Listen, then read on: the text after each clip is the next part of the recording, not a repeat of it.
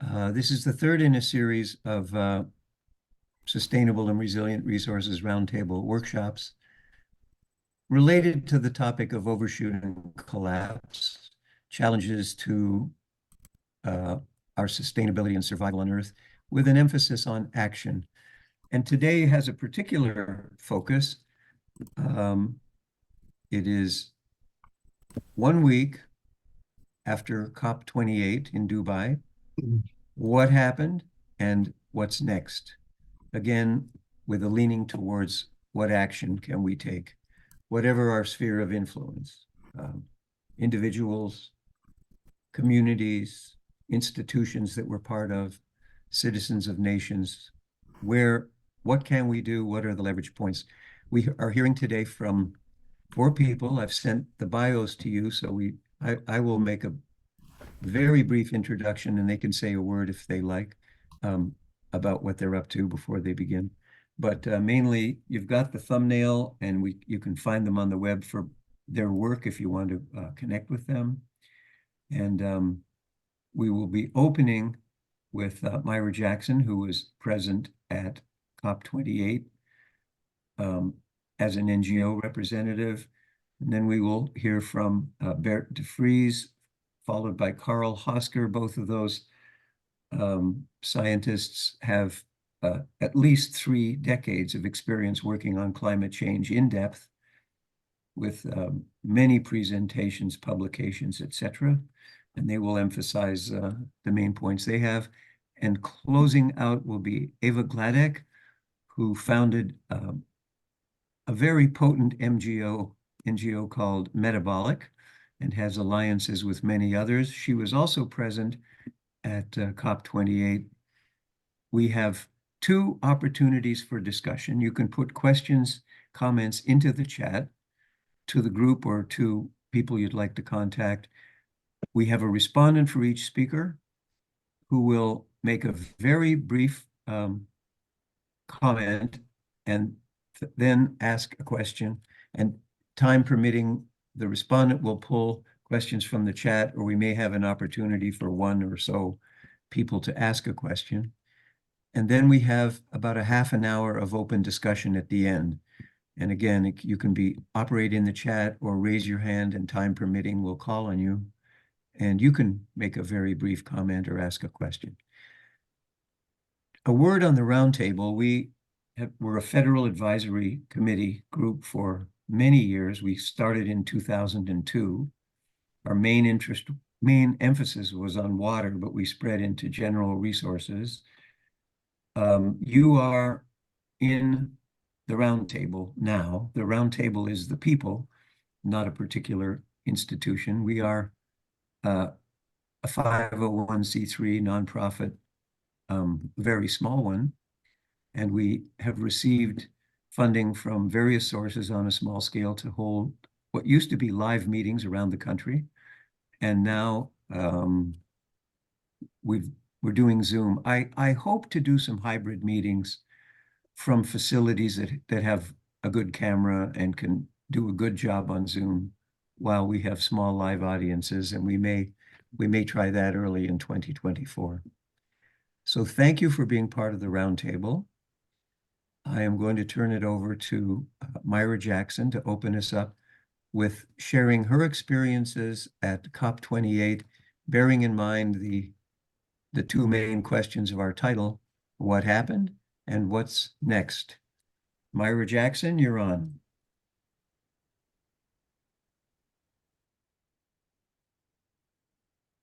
Well, thank you. I am feeling I'm living, as probably many of you are, in the complexity of our times, navigating loss of loved ones, too little time to take in the meals and to take care of self, yet knowing that self-care means everything toward enabling group care and earth care.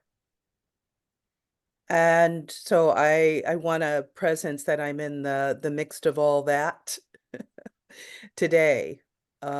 Literally coming from a crematorium listening to students talk about their COP28 experiences through their assignments, and thinking about being here in this roundtable, and being here fully present and able to contribute to these two questions that we're carrying today.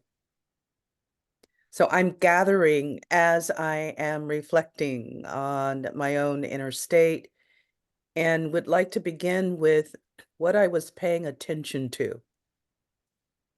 One, I have many roles that I play in this 16th COP that I attended here in Dubai. I just arrived back from Dubai in the States late yesterday.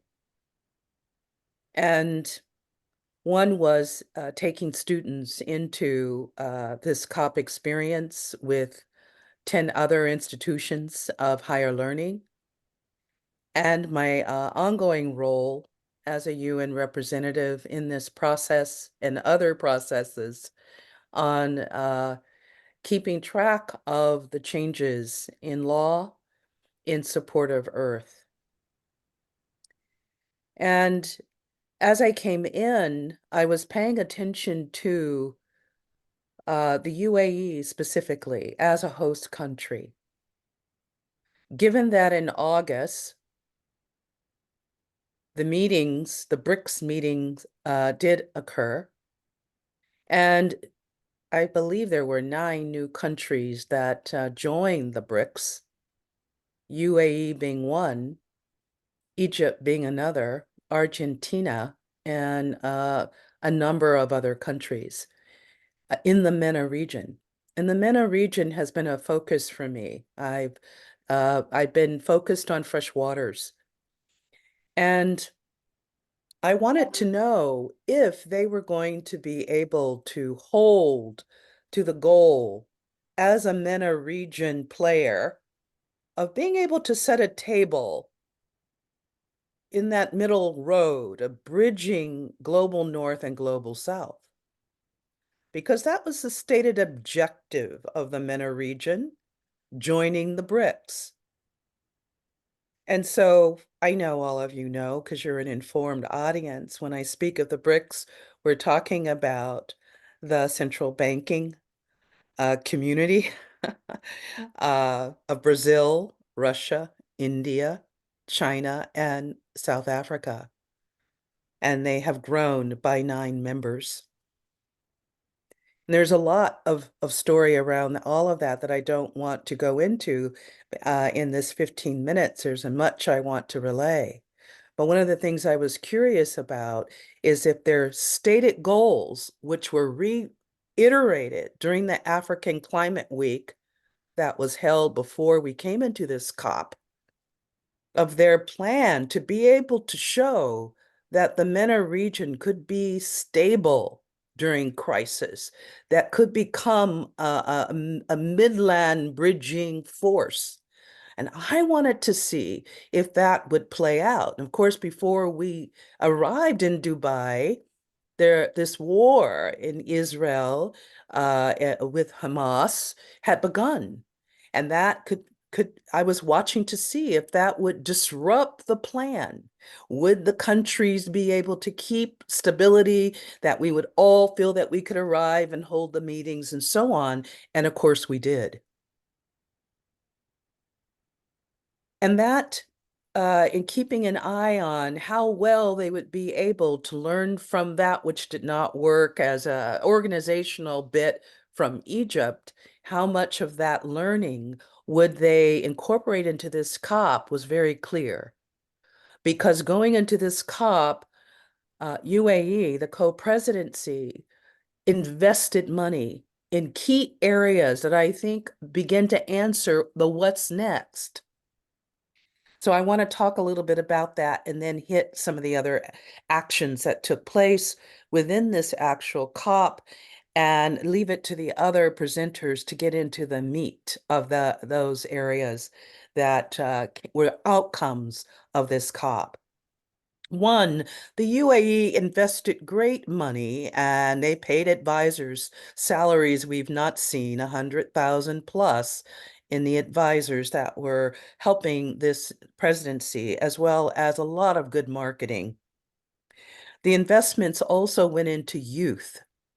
For the first time, youth groups were sent to meetings to build for capacity building for 18 months in advance of this COP.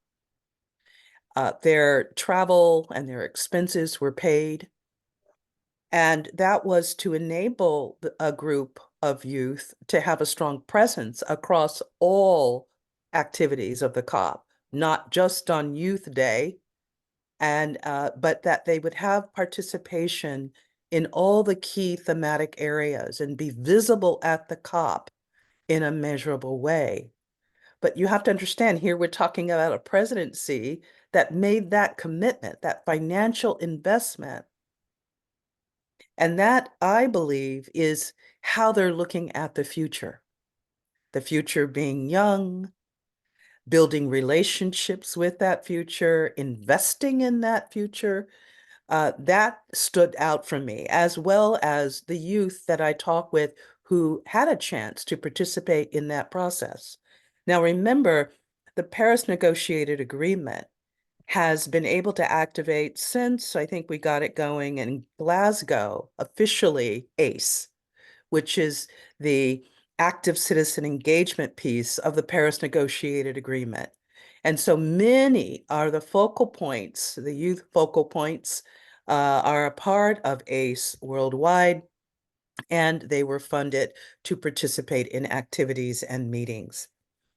So the youth investment, I think, will pay off and go forward. I could see how they also played a role in helping set an environment, an enabling environment where we were far apart to come towards some kind of consensus in the global stock take at the end. The other is the Majli, the display of a circle, a part of almost a echoes of the Talanoa that the presidency hosted, was a circle of trust, they called it, a form of building bridges across differences. Because remember, the BRICS countries in themselves are multipolarity group. Yeah, and the MENA is trying to show we can work across these differences. We can work across these varied interests. Did they show this at the UAE? Indeed, they did, I would say.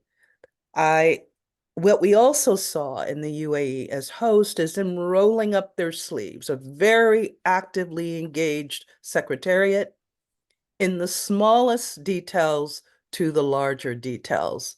Now, I don't know if anyone was watching that particularly, but this is what my observing allowed for me to see. If I weren't watching for it, it would have all been missed. But in this particular timing of affairs in our world, where a new international order seeks to rise, I felt it important that I give some time and care to that in this setting, and it proved to be illuminating. So when we get to the what's next, and notice I didn't talk about all these other negotiating areas. I want to say to you, that's where I spend my time, is in the negotiations. My focus was on the global stock take and on specifically 6.8 non-market approaches. And what I'm looking for is evidence that we're ready to take on GDP, to get beyond the signals that are being sent by GDP to continue to do harm to the planet, to people, to life here.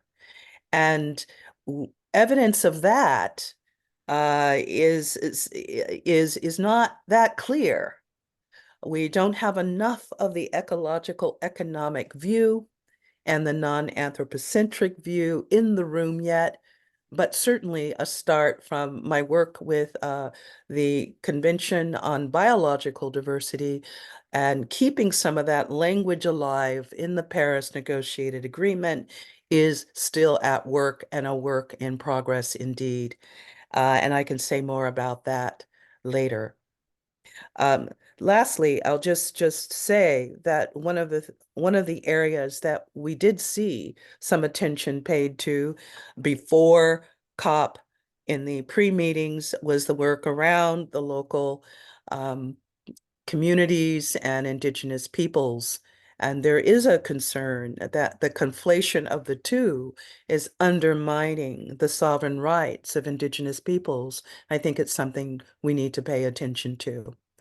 I hope that others will talk about Oasis then and what arose in the final global stock take announcements of great success, that we don't forget the alliance of those small island states and their being nudged out of the final days of negotiations. This is something that as we go forward, we need to tend to, because that was out of protocol and that was not called out. So in that, I will just bring my few bits of observations to a close. Back to you, David. Myra, thank you very much. And thank you for jumping right in. I saw your text once you were talking. That was a, a very rich and direct experience-based share. And I'd like to invite your respondent to make a brief comment and then ask you a question. And it's Teresa Seidner calling in from Hopi country, from Haute-Villa.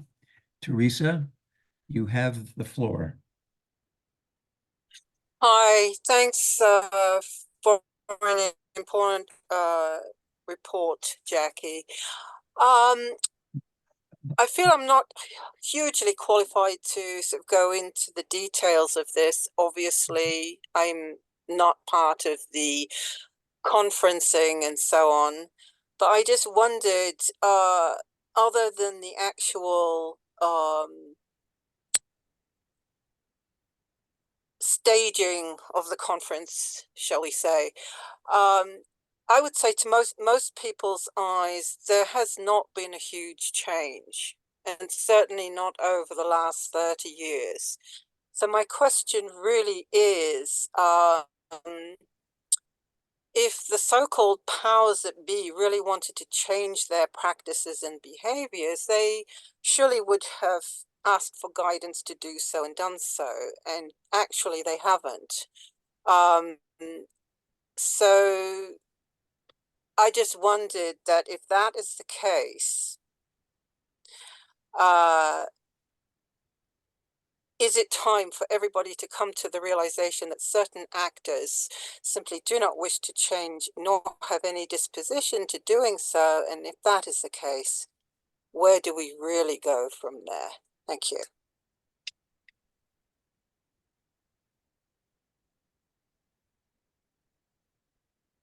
Well, there's not a real answer to that, but your observation is spot on. It gets the attention of my students throughout the process, who only see a system that they see as colonizers still actively holding out for their own interest. And but what I will say is the science is what is the through line on this is that science and traditional knowledge are telling the same story. That there is harm to Earth systems and that harm impacts all life. And the emissions of fossil fuels is a contributor. There was talk that Al-Jabbar was against the science, and yet during the Majlis over and over again, each and every country admitted to the science being clear. And now that we have, the question is, what enables human beings to actually become a participant, a cooperative force with nature and the Earth systems of the planetary being in a way in which we seek to cause no harm. And can we allow and accept that there will be assets stranded in the ground? And this makes the case for what is the nature of a true asset? Can we reevaluate what assets are, what has value? It's an opportunity for humanity here. And so I appreciate your question, because what you're actually asking for is a consultation with Earth peoples that can help guide humanity back into an understanding of what has value, what is true value. And these are the conversations I look forward to having. That will let me know that we're turning a corner toward true solutions.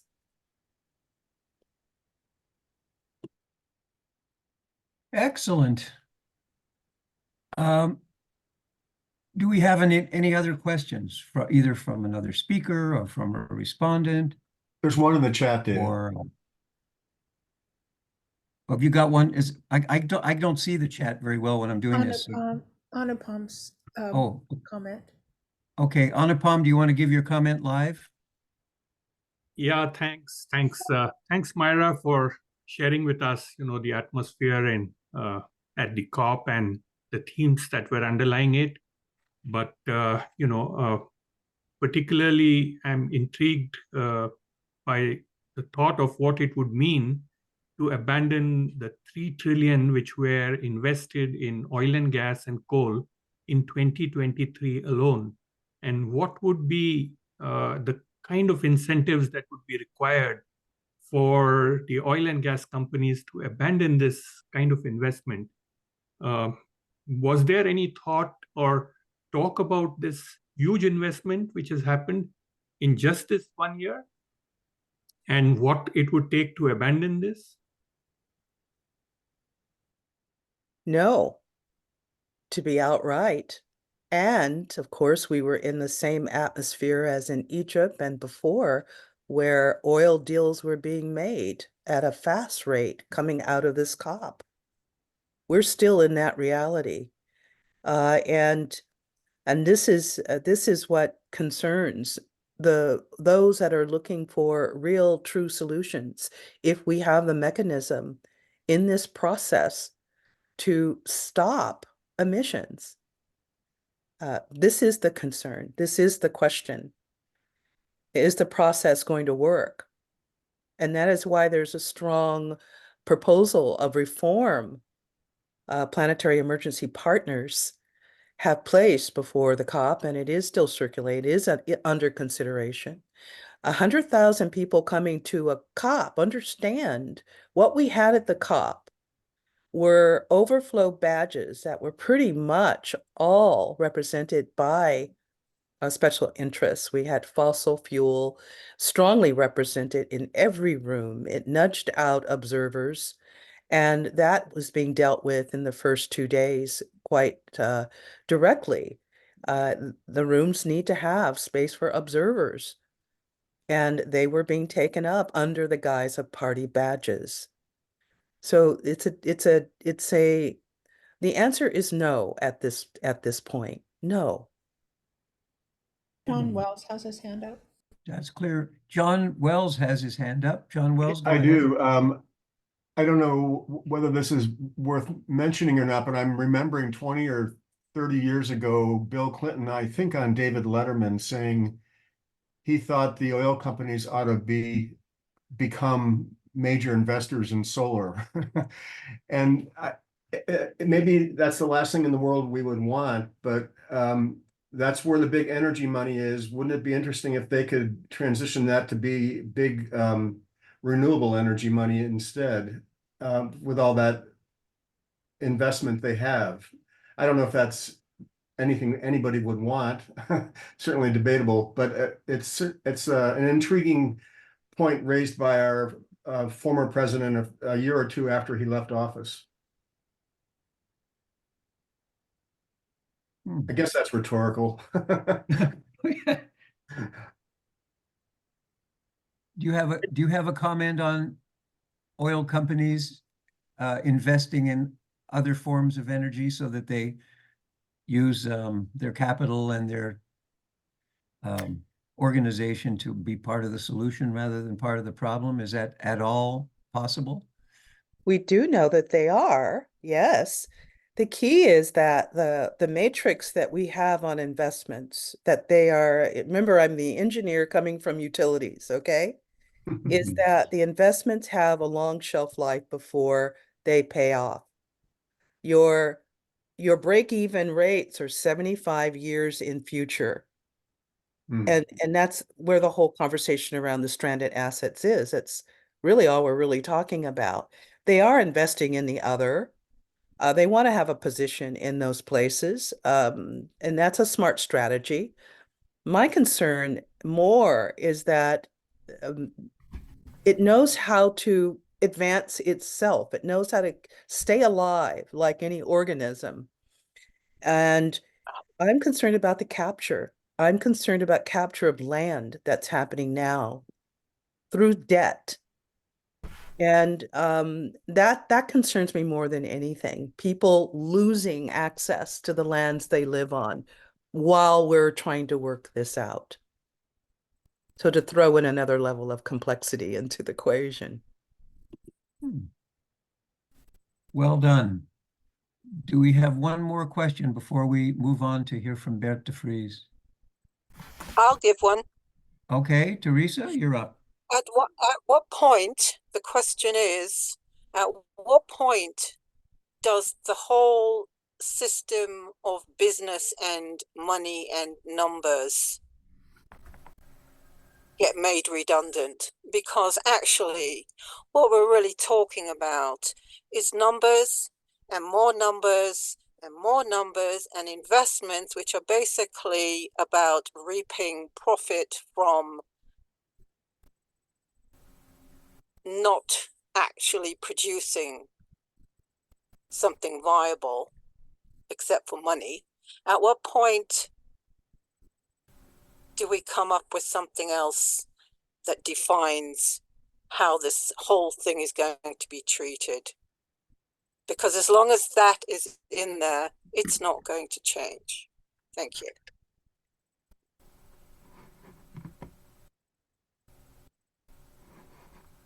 Do you have a comment on that, Myra? I do. I absolutely do. The change in metrics is essential. And my feeling is that we have lost a sense of what we belong to, of what has real value. We have placed a value on products, and consumption is, of course, a part of the equation, but everything is derived from the earth. So everything is derivative. And we place value on derivative, but not from the source that provides it. The care, the well-being, the viability, is it thriving? That is not a part of our equation. So this separation from the life that we absolutely are tied to, interconnected, interrelated, interdependent, is not a part of what we measure. If today someone asks you, what was the pristine nature of your watershed? We don't have metrics for that. So if we don't, I have no problem with measuring, but let us measure well-being. Let us know what the optimal states of life are, so that when we're looking at any decision we're making, we're not hurting that which we're tied to and depend upon. That's why the language of Mother Earth, for some peoples who, that's the relational field, they have a kinship with all the systems we call systems of Earth, are relatives. And we don't have that in the modern thinking and the modern view that drives the systems that are causing harm. And we would benefit from restoring our sensitivity to that and measuring that well-being. We would see things actually change. Fresh waters are the most regenerative system of the earth. And if we would tend to restoring the pristine nature of fresh waters, we would start to see a whole change in the biosphere. But we're not thinking like that. Even though COVID gave us a dip that pointed right to what Earth peoples could do. So yes, there is an answer. We're not, and this is why the consultation with Earth peoples would help us have a turnaround.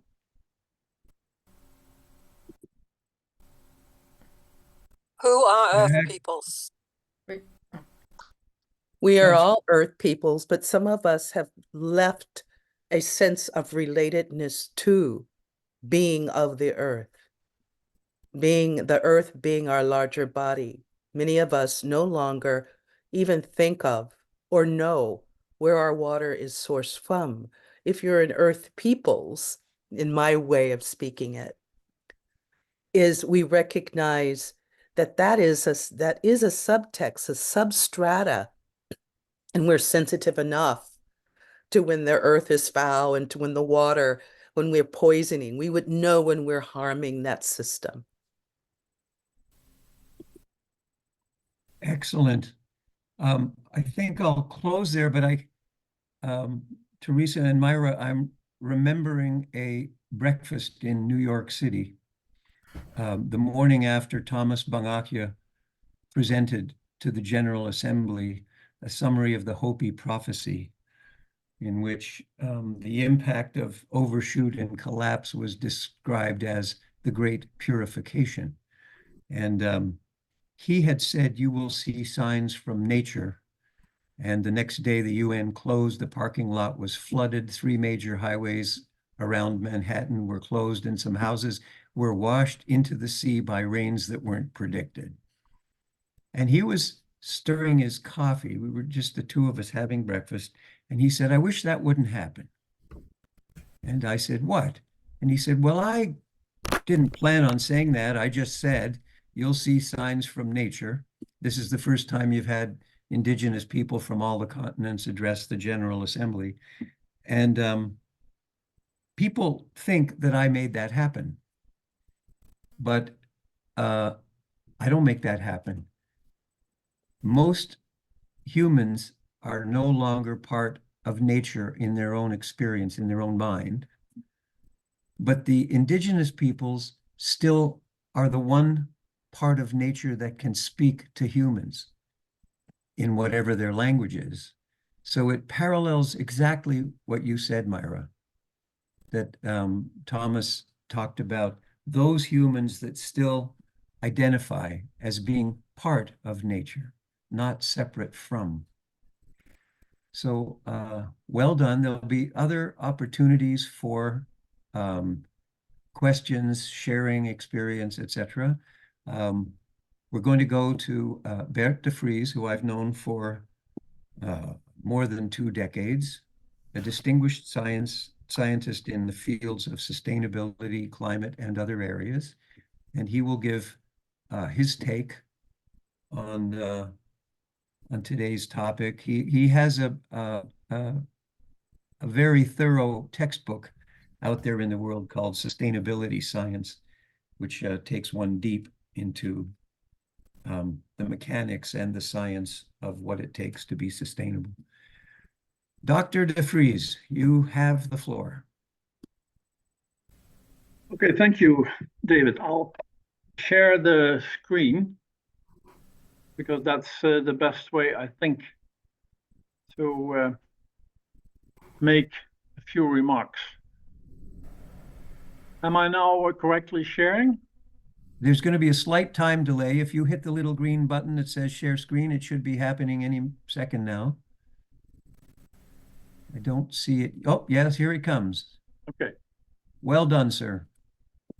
So 2 remarks. The first one is indeed, as you said, I will not explicitly, but implicitly mention this book on sustainability science, because it's the 2nd edition. I worked on it for the last couple of years.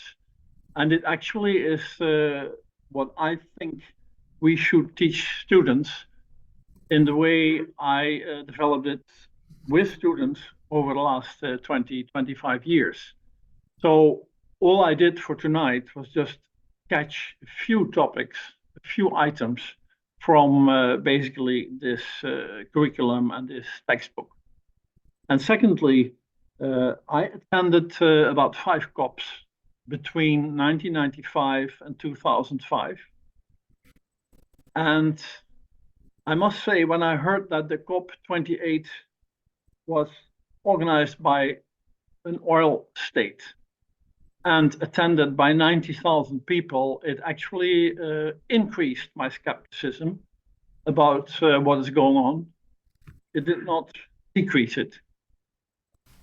Nevertheless, I told myself I should simply forget about skepticism and try to focus on what's going on in the world and how we might proceed in the present situation. So I made a few remarks for myself. Let's see if yes, or reflections, I might say. The first one is, which was not evident at all, even about 15 years ago, that climate change is happening and is acknowledged to such an extent that both mitigation and adaptation are on the global and local agendas. I mean, it's not only COP28 with 90,000 visitors from all over the world, but it's also most of my neighbors these days who discuss climate change. So that is already, you might say, progress. But of course, the progress is basically because it indeed now does happen. So when I was working on energy and climate models 20 years ago, we were accused of just trying to secure our jobs. And this kind of skepsis is over. Now, what I wanted to point out briefly are 2 things, as I see it. First, the extreme events, which we all think are part of climate change and also the most visible and direct part, they will probably get most attention. And that means that also for a while, adaptation may actually get a lot of attention because it's so much more visible and direct. And besides, it really makes up for sensational narratives, even in, or especially in right-wing journals. It is deeply related to issues of justice and inequality, which is a highly politicized item. And in all the negotiations, there is this uncertainty about attribution, because we should be honest here. I mean, we always had big storms. So the whole idea that the next storm is caused by climate change, anthropogenic climate change, is itself not immediately scientifically robust. And it's good to realize this because it means that you get diversions in both directions. I remember 10 years ago that people in Indonesia were telling me that now most storms were no longer attributed to angry gods, but to the Americans. And that's simple logic, after all, because now you have someone who is doing wrong things, like emitting carbon dioxide. It is changing the climate. So there you are. And of course, similar injunctions happen in the other direction. At the same time, having said this about adaptation, we also know that still the crucial thing from an action point of view is to reduce greenhouse gases. Now, this demands increasingly strong deviations from business as usual. And most people don't see this. Most politicians really love to keep promising that things will happen almost on their own accord, either by markets or by good people with good intentions. But the reality is, of course, that the so-called low-hanging fruit, which we had already in our models 20 years ago, has to a large extent been picked. So things are becoming more difficult. Many of you will know the examples. For example, solar energy, beautiful. But at some point, the system can no longer absorb it. And that means that you have a very severe planned system set up to deal with these side effects, which never happened so far, especially not after we privatized most utilities.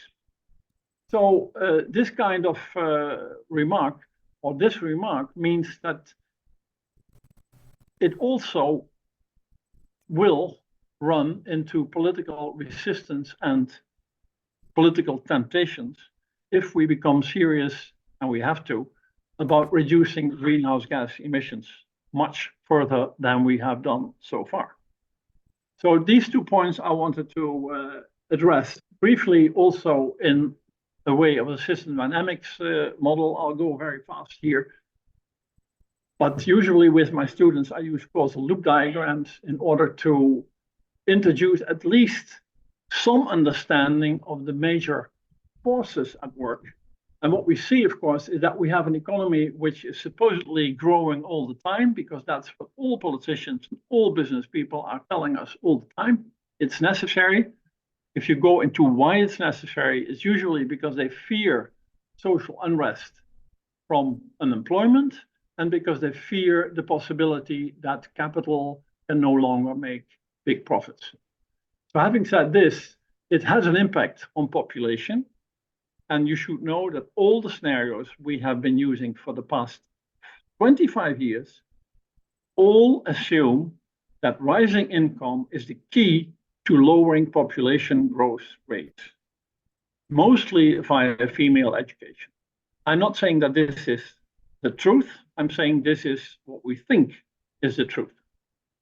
Now, having said this, you have this combination of population growth and economic growth, which tends to increase greenhouse gas emissions, which tends to increase climate change, which tends to increase a number of events which we may attribute indeed to climate change.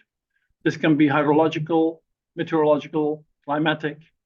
And these changes in turn are then measured increasingly and necessarily in terms of impact indicators. For example, how much money will it cost, this climate change? And there's a guy in Nordhaus who even got the Nobel Prize for extremely silly estimates of this particular variable. Then we have what we did already 25 years ago, detailed estimates of the number of people directly affected by things like drought, sea level rise, etc. And then one step worse, but also more sensational for many newspapers, is the number of people being killed because of these impacts. Now, having said this, what usually is neglected and only slowly coming up now is, of course, that you have the feedback from these impact indicators on economic growth and on population growth. And this is a very complex thing. In fact, we have to be honest, most of us don't know. And it's interesting for you maybe to read some of the discussions on the estimated cost of climate change, with Nordhaus being one of the lead authors, because the debate on this topic is extremely controversial, polarized, and confusing. In my view, what we will see is that this rise in economic activity and population growth will, of course, be dependent on a number of issues like coping behavior, coping adaptation, coping capability, which in turn depends on things like income distribution or poverty. This is defining to some extent the vulnerability of the people who are affected. And of course, climate policy will increasingly perhaps focus on trying to accommodate these impacts. So in fact, our task is becoming much more heavier. Look at the debates on the financial fund to support poor people. This is all taking a lot of energy in the whole debate, but by now it's inevitable. So having said this about adaptation, we know, of course, that the real thing, the real challenge has to do with mitigation, reducing greenhouse gases. And my colleagues like Detlef Pure and a number of other people worked also with IASA and several other institutes on these relatively recent scenarios, SSP1 to SSP5. And I just show you the two extremes to show you that we still have this rather large window, because here you see the number of people. Now this is already from the table, the 6 billion, but probably also the 14, 15 billion has a low probability. So this range here between something like 8 and 12 is the range which most of us consider. And those two scenarios are very different ones. And the difference is that the green scenario with a low population, relatively low, even declining, will have great economic growth, but in the right direction. And it's not really the massive growth which is expected by, let's say, right-wing governments, but at least it's still a doubling of average income globally. So that's the utopian green scenario. Whereas the other one, with 12, 13 billion people, is actually a world which is closing on itself, which has low rates of technology diffusion, where income on average remains quite low, although it's still doubling. And I'm telling you this because the consequence is that you have this huge divergence in CO2 emissions, and also, if you fund the analysis, in greenhouse gas emissions. Now, most of us would agree by now, because this was already made 7 years ago, that the lower one has about 0 probability, and the upper one hopefully also has a low probability, and we will be somewhere here. And the question is, of course, how can we make sure that we go as far to the green curve as possible? And then most of you know this, and of course the people who went to COP28 know this even better. One of the big challenges is, how do you persuade people who are having huge resources of oil, coal, and gas to keep it under the ground? And we had the first graphs, I remember, in the paper in 1996, saying that this would be a huge challenge. And then 5 years later, it was called stranded assets. And of course, now, finally, I would say, during COP, this problem has been explicitly mentioned, at least mentioned. Because this is like telling some of the drug mafia bosses that you have a lot of drugs, and they used to be legal, like cigarettes, but now they become illegal. And I think we could learn from the dynamics of drug use, what will happen in the future when we have huge amounts of oil, and many people are willing to produce the oil, and a huge difficulty in actually finding out in detail who is burning the oil. We will have a huge job in figuring out how to make sure that this oil and coal and gas will stay underground. So this is a little bit as I see the situation, and also the mitigation thing I used to discuss in terms of a causal loop diagram, in which you have, again, this loop mainly via energy use, which tended to be for 95% fossil fuel use, which then tends to emit greenhouse gas, cause climate change impacts, with some, as I said before, feedback on population and economic activity growth. And here you see that most of us already in the 90s said the key is, of course, efficiency. And another key is start with non-carbon options, usually called renewables.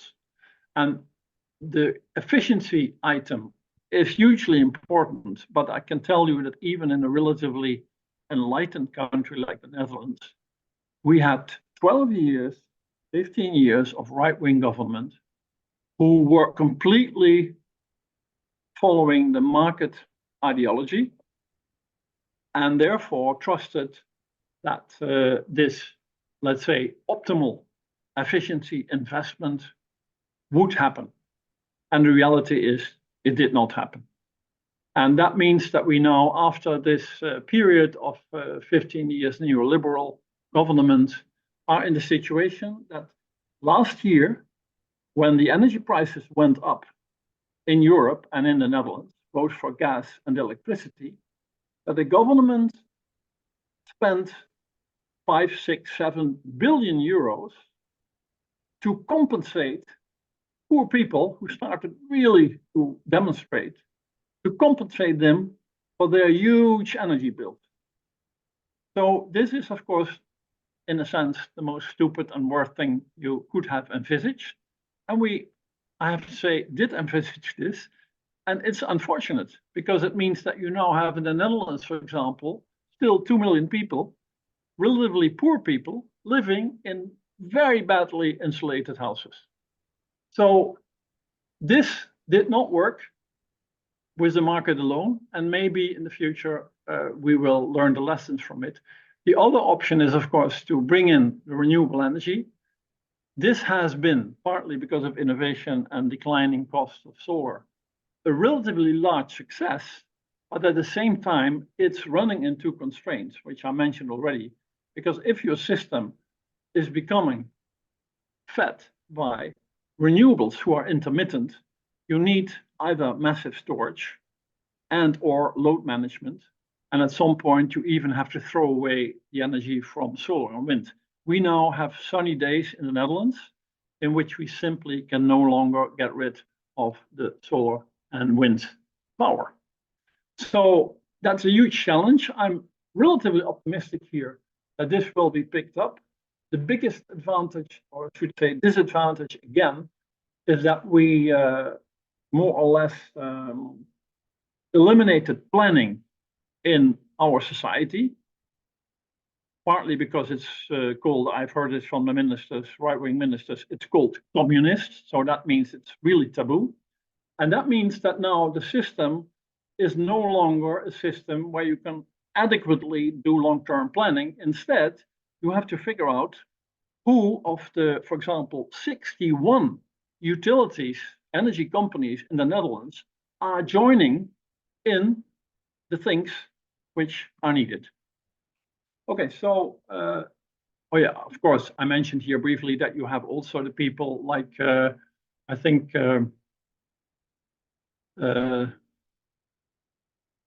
Bill Gates and Elon Musk and some others, mostly billionaires, who really enjoy the geoengineering option. And then we have a number of people who expect a lot from carbon storage. I'm not sure the carbon storage option may be useful in the future at some point, and probably will be used to some extent. The geoengineering, I think, is so full of complex issues that I can't imagine that it's going to help us. Okay, 5 more minutes. The essential pathway, as I see it, is between more equitable and long-term well-being for many, with low growth and average disposable income, further short-term focus on economic growth and erosion of long-term average disposable income. I'm basically just repeating here, and I know I'm sounding a little bit like a déjà vu old guy, but nevertheless, I picked up a graph which we published in 1997 as part of this book. And basically what came out of our discussions and modeling simulations is that you have two options. One is that you have an individual market-oriented world in which you go for economic growth with short-term incentives. And that world will have indeed, maybe until 2040, 2050, a relatively high economic growth rate, measured here in GDP. The other option is that you start to invest early on in going into more sustainable directions.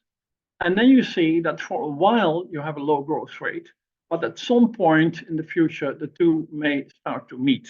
And I'm not pointing at these particular results, but what it does show is that either you promise people that their income, and especially their disposable income, which is the blue curve here, will keep growing, But by not taking care of many of the things, including climate change, which are actually destroying the life support system, this income cannot be sustained, and certainly not the disposable income. And on the other hand, you have the people who want to invest now, and therefore disposable income will already have a modest growth, which is politically almost an impossible message, especially if you have a highly unfair and inequitable distribution. But of course, it is the road to go if you really opt for sustainability. Someone, I think Mira mentioned already that we need other measures. And I just show you here one graph from the book, which I got from a colleague of mine here in Utrecht, where they introduced, besides GDP per capita, 6 or 7 other indicators. And they made some kind of a linear combination of these indicators, and they applied them to statistical proxies from 1800, 1820 onwards. And this is a long story in itself, but I want to point out just one thing. Oops, it's not here. Just one thing, which is, interestingly, that the rich countries are actually the ones who see no longer a real growth in, let's say, sensible, broad well-being. But the poor countries do and did over the last decades. And this should be a lesson which we still don't want to hear in the rich West. Namely, that in fact, we are beyond the growth rate at which you still become more happy. We now face more political issues like redistribution. And if we do this, then at the same time, these other people are still in many places outside the rich countries, especially the rich West, are still enjoying a real increase in income. For instance, because for them, it is about better health services, better educational services, better mobility options, ICT, etc. So this is something I think is worth mentioning. And finally, in most of my teaching, I always considered climate change as one additional stressor, being part of, let's say, many other stressors. In that sense, I'm adept of the Limits to Growth report of the 70s. And climate change is one stressor, which of course now demands explicit and ever more attention. But to see this climate change in the larger, broader context of sustainable development and the sustainable development goals, I think it's necessary to focus more on contextual, local, regional perceptions of problem and solutions as part of interacting worldviews. And I introduce worldviews here as, let's say, values and beliefs. And I'm particularly focusing on the worldview which is dominant and which I call the worldview of modernity, because if we are not able to somehow critically reflect on the essence of the modernity worldview and how it has to be complemented, should be complemented with other worldviews, then I'm afraid we are not going to make any progress towards genuinely sustainable development. I had a few other sheets, but maybe in view of the time, I'll forget about this. So, David, I think this is it. Thank you.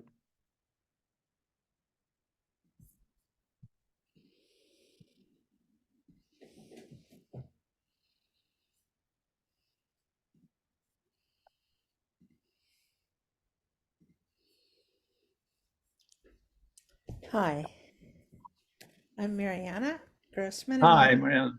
I get to be your respondent. Thank you for the clear models and explanations.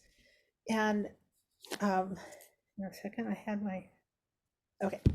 And a couple of questions come up for me.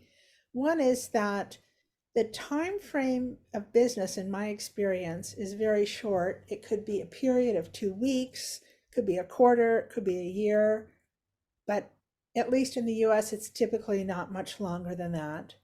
For politicians, it's usually until their next election, if it's 2 years, 4 years, 6 years, whatever the period is. And to really address the kind of systemic change that you're describing, we need to have longer time frame or a bigger circle of interest, like me, my family, my neighborhood, my community, my world. So how do we transcend those time barriers and barriers of kind of who self-interest? Myself, just me, or is it a larger we? Well, a somewhat formal answer is that when I discuss system dynamics with students, I always focus on the notion of a system boundary. And you have many examples. You only have to watch people in the street, and you simply see that some people just throw their stuff on the sidewalk, which means that they have, let's say, an extremely narrow system boundary. And if you have a couple of people doing this, it's solvable. But if most of us have such a narrow system boundary in space and time, we are going to have serious problems. And of course, our worst scenario was always that if complexity and uncertainty increase, that actually people tend to close themselves and have even more narrow system boundaries. So for that reason, my teaching has always been on emphasizing the need for larger system boundaries in time and space, particularly for interested students who may have positions of knowledge and leadership in the future. And I have to say, we are able to do this. We have enough smart people who can do this.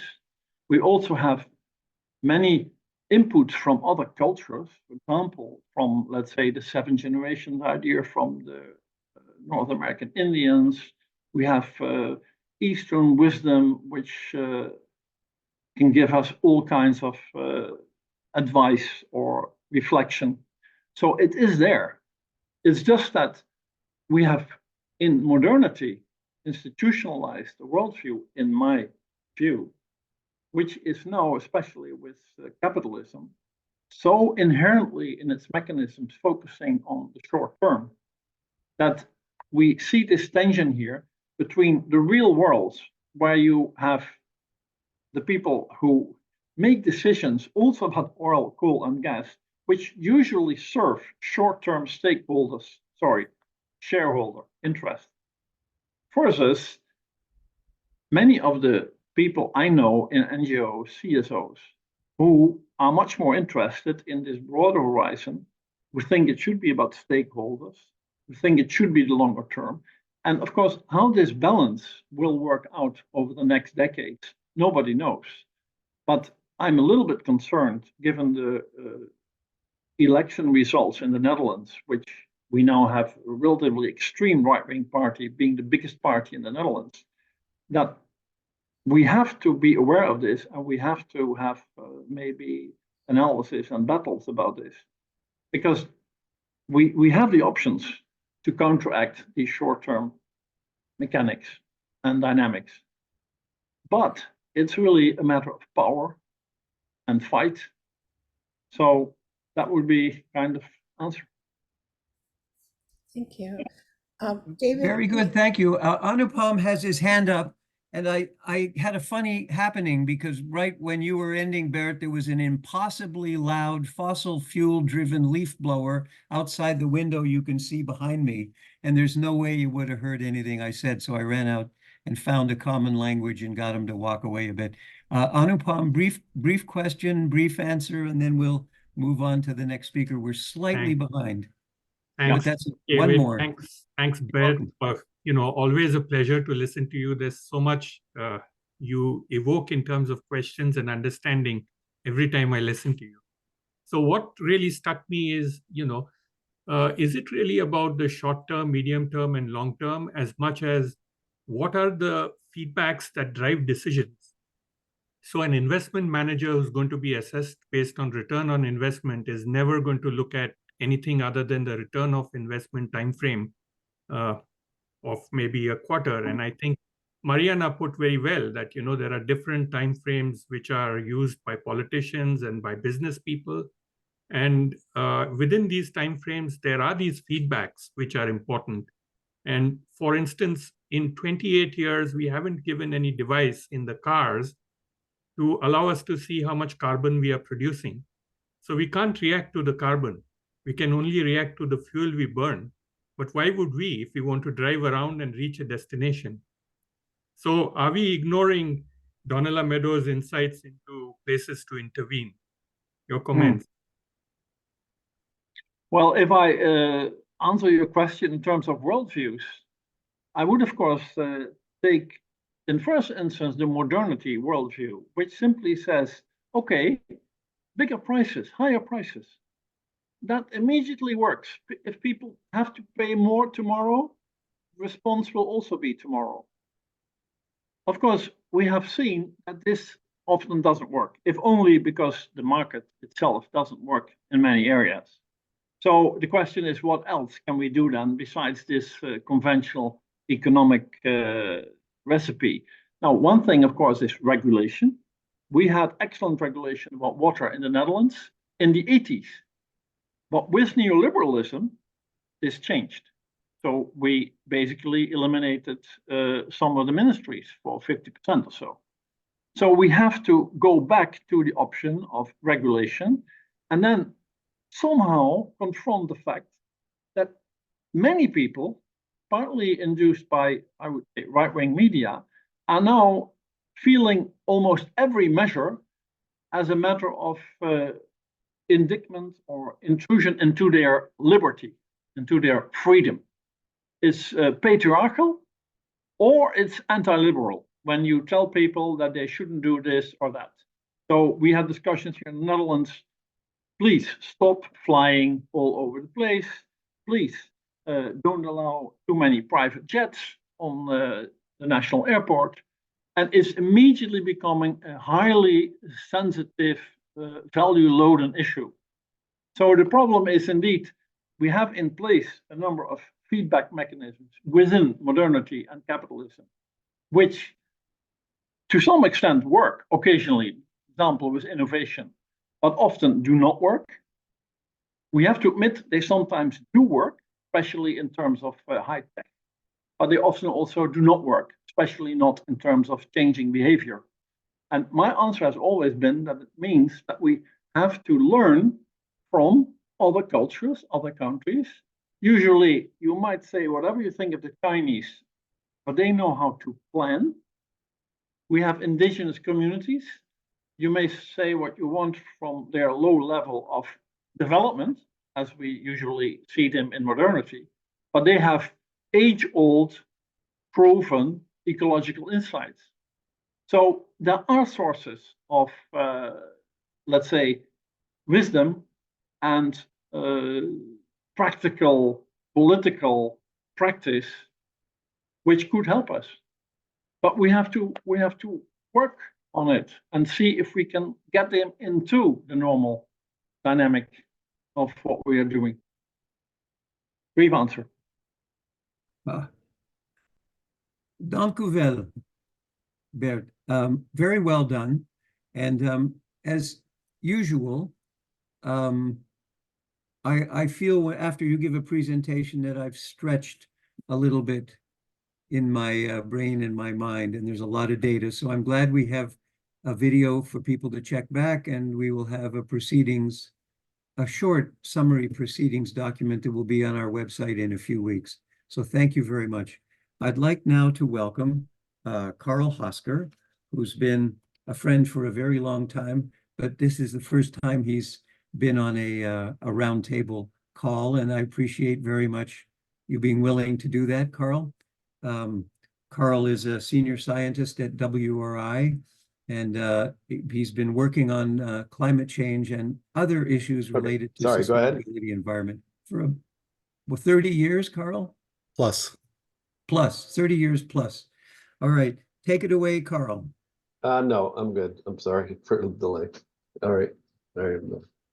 Okay, Thank thank you. you very much, David. All I'll right, try to move through my presentation fairly quickly. I know we're short on time or running a little bit behind. Title of my presentation is What's Missing in the Intergovernmental Panel on Climate Change Summary on Mitigation. As many of you know, the sixth assessment report was concluded early in 2023, covering science, impacts, and mitigation strategies. And the key message I'm going to give to you today may or may not be welcome by some of you. First of all, just in terms of my sort of starting presumptions, I do think that to get the energy system all the way to zero carbon, we're not only going to have to lean very heavily on renewables and efficiency, as Bert pointed out, but I also view the need for nuclear generation to play a role and for carbon capture to play a role. Though that view is aligned very solidly with the IPCC findings, but what I'm going to show you today is how there is sort of a tug of war over those findings that occurs within the IPCC process and then within the FCCC process and in UNEP reports. That so regardless of how you feel about the role of nuclear or carbon capture, I think you will find this interesting. So what I'm going to do today real quickly is cover what are some of the key findings on mitigation in the sixth assessment report and contrast what's presented in the full report versus what's presented in the summary for policymakers, which is only about 40 pages compared to 2,000 plus pages in the full report. And this covers a lot of things, but I'm going to focus on the discussion of nuclear and carbon capture. Why? Because sort of everybody loves renewables. Everybody loves energy efficiency. Some people also like biomass and bioenergy, but the two sources of a mitigation portfolio that are controversial and that where there's this tug of war and back and forth is what is the role of nuclear? What is the role of carbon capture? From there, I'm going to talk briefly about how these mitigation options are dealt with in the FCCC's technical dialogue on the first global climate stocktake, a publication that came out September, how it was dealt with in the UN emissions gap report, which came out in November, and then how it finally came out in the final mitigation text of COP28, the final global stocktake as approved by 190 countries. And then hopefully we'll turn a little bit to the implications. My slide deck will be available, and I'd also urge you, if you're interested in going into a deeper dive, you can go to that link below there. So, what did the full IPCC 2,000-page report say about how we can get to zero emissions from the energy system? I feel, as I served as an expert reviewer on this report over the last 2 years, and I would say that it provides a real comprehensive and objective assessment of several hundred scenarios that could take us to net zero. It has a very deep exploration of the demand side measures.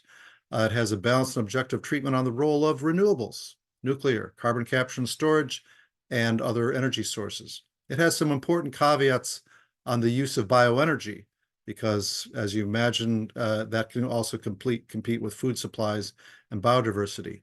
That also makes a compelling basis for the need for us to develop options to remove CO2 from the atmosphere, either through natural methods, trees and other vegetation and storage in soils, and technological means of pulling CO2 out of the air, such as direct air capture or enhanced mineralization. But when you turn to the summary for policymakers, a 40-page roughly document that has to be approved by every nation sitting around a table at the IPCC, there's some important findings on these mitigation scenarios that did not make it into the SPM or into the final synthesis report of all three work groups. First of all, it lacked just clear quantitative depictions of what these mitigation scenarios are that can keep us to 1.5 or 2 degrees. It lacks a depiction of the primary energy decreases by 2030, by 2050, that are very common in these scenarios, how actually to lower the globe's primary energy decreases. It lacks any clear or quantitative depictions of the electricity generation mix that can take us there. And as many of you know, rapidly increasing electricity production and electrifying the economy, producing some hydrogen, et cetera, that's how we back out fossil fuels. Electricity generation is absolutely key. And the other amazing thing about the SPM is there's a near complete absence of any reference to role of nuclear in the scenarios, even though in the full report, it's very clear that it plays an important role in most of these scenarios.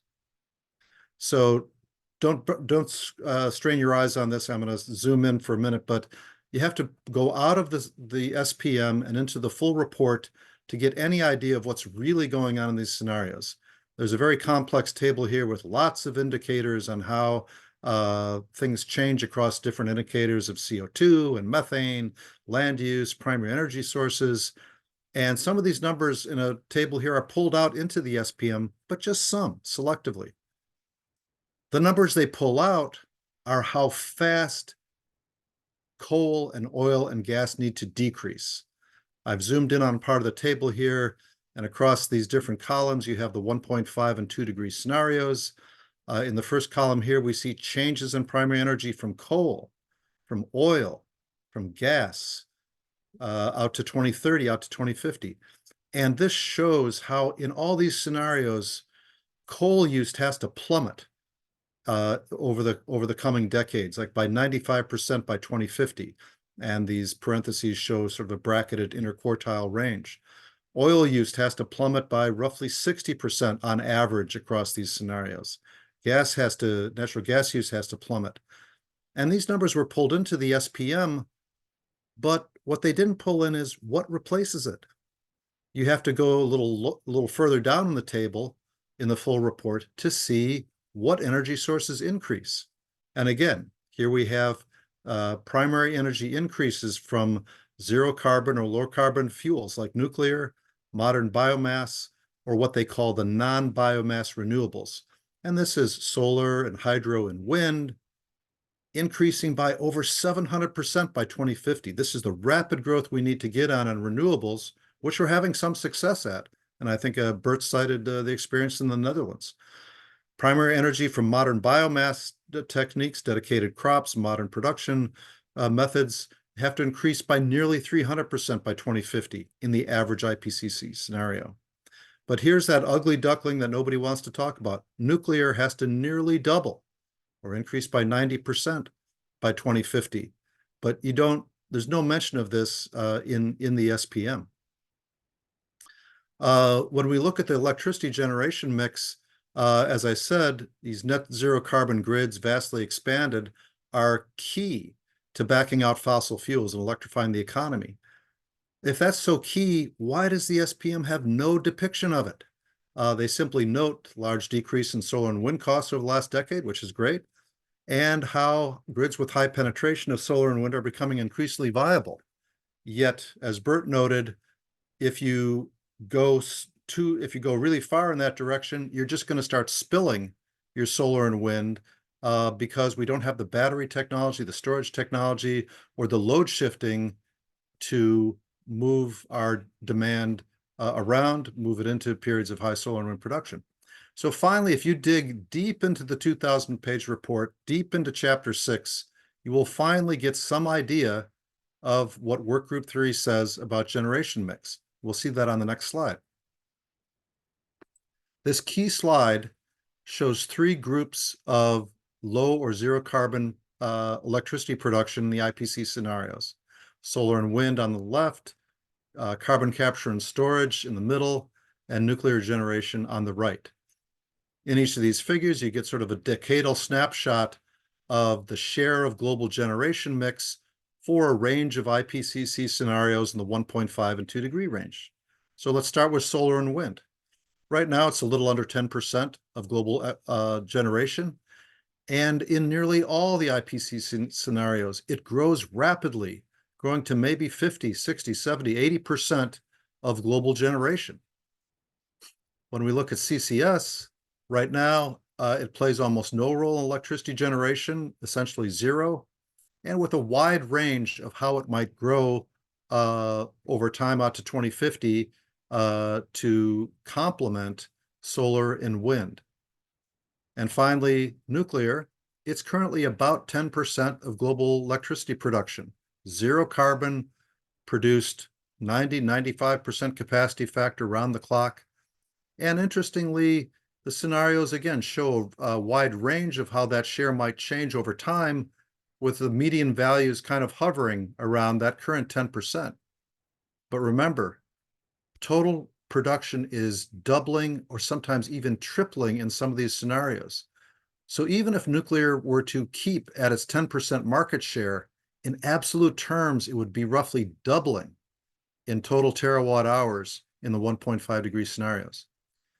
This depiction and these findings are consistent with what I consider all credible modeling of what we need to do in the power sector, which is we can let solar and wind grow massively beyond 50%, 60, 70, 80%, but you have to complement that intermittent generation, that variable renewables, with some clean, firm components.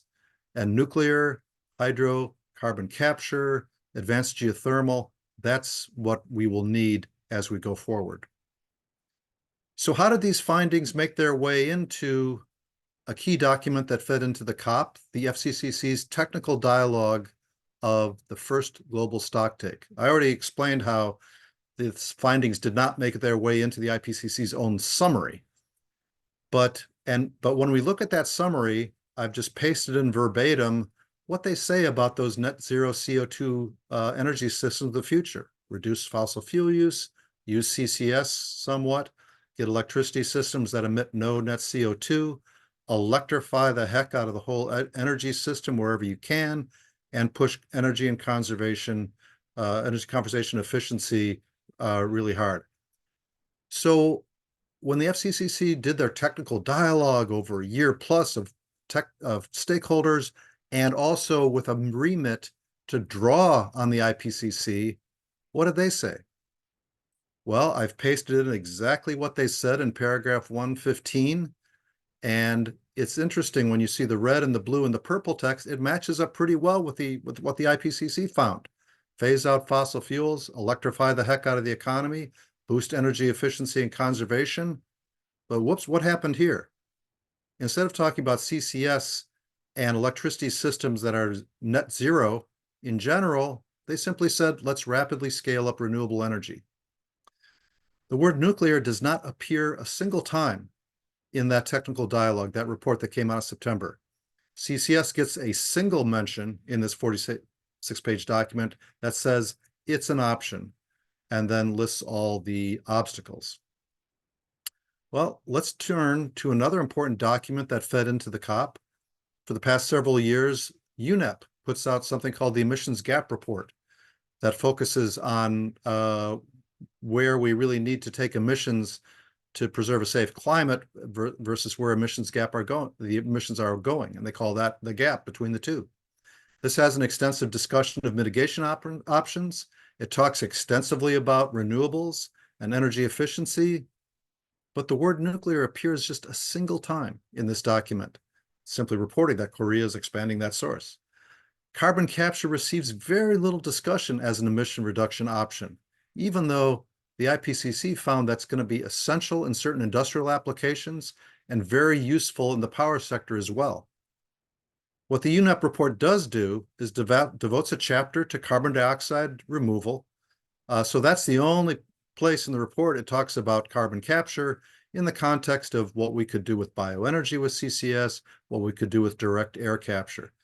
But that's, after the horse gets out of the barn, after we have put all that CO2 up in the atmosphere, and how we need to then start removing it to slow down global warming or even reverse an overshoot.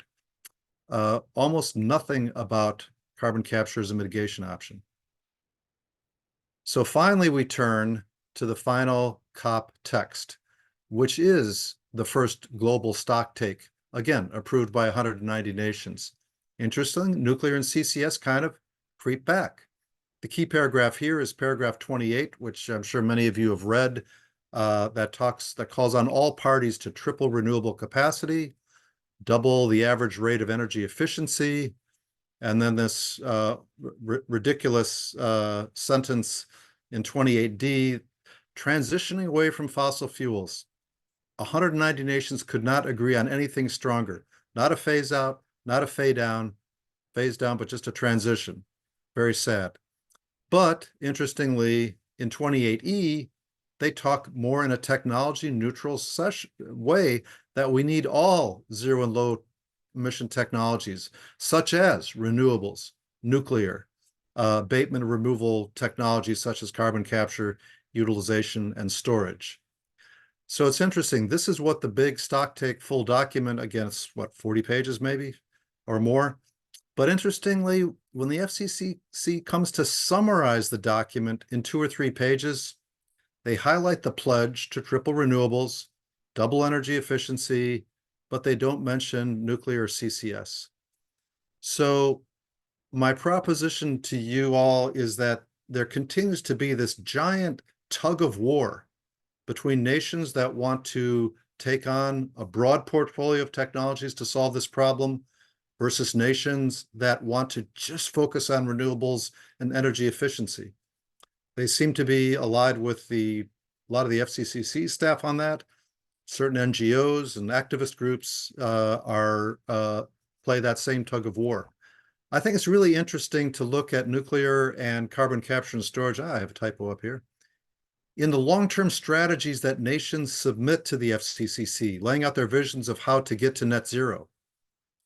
My institute reviewed the first 29 of these submitted. 18 countries said they plan to use CCS. 16 countries indicated they plan to use nuclear over the next 3 decades. If we zoom in on the larger economies, 5 of the G7 countries have nuclear in their long-term strategy. 9 of the G20 countries have nuclear in their long-term strategies. An additional 5 that hadn't submitted LTS yet have nuclear under construction or planned.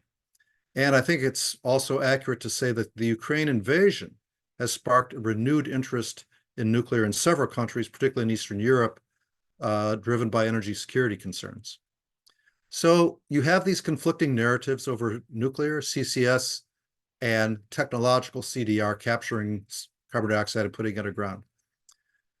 For nuclear, sort of an inclusive view says the risks are real but manageable, and nuclear costs can come down if we play our cards right. Those who would exclude nuclear as a mitigation option say that the risks are unacceptable. Costs will never come down, and hey, renewables are cheap.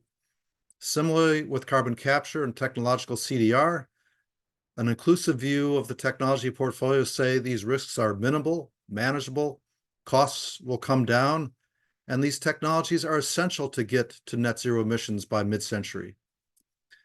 Those who would exclude this from mitigation options says there's risks that are unknown with carbon capture. The costs are too high.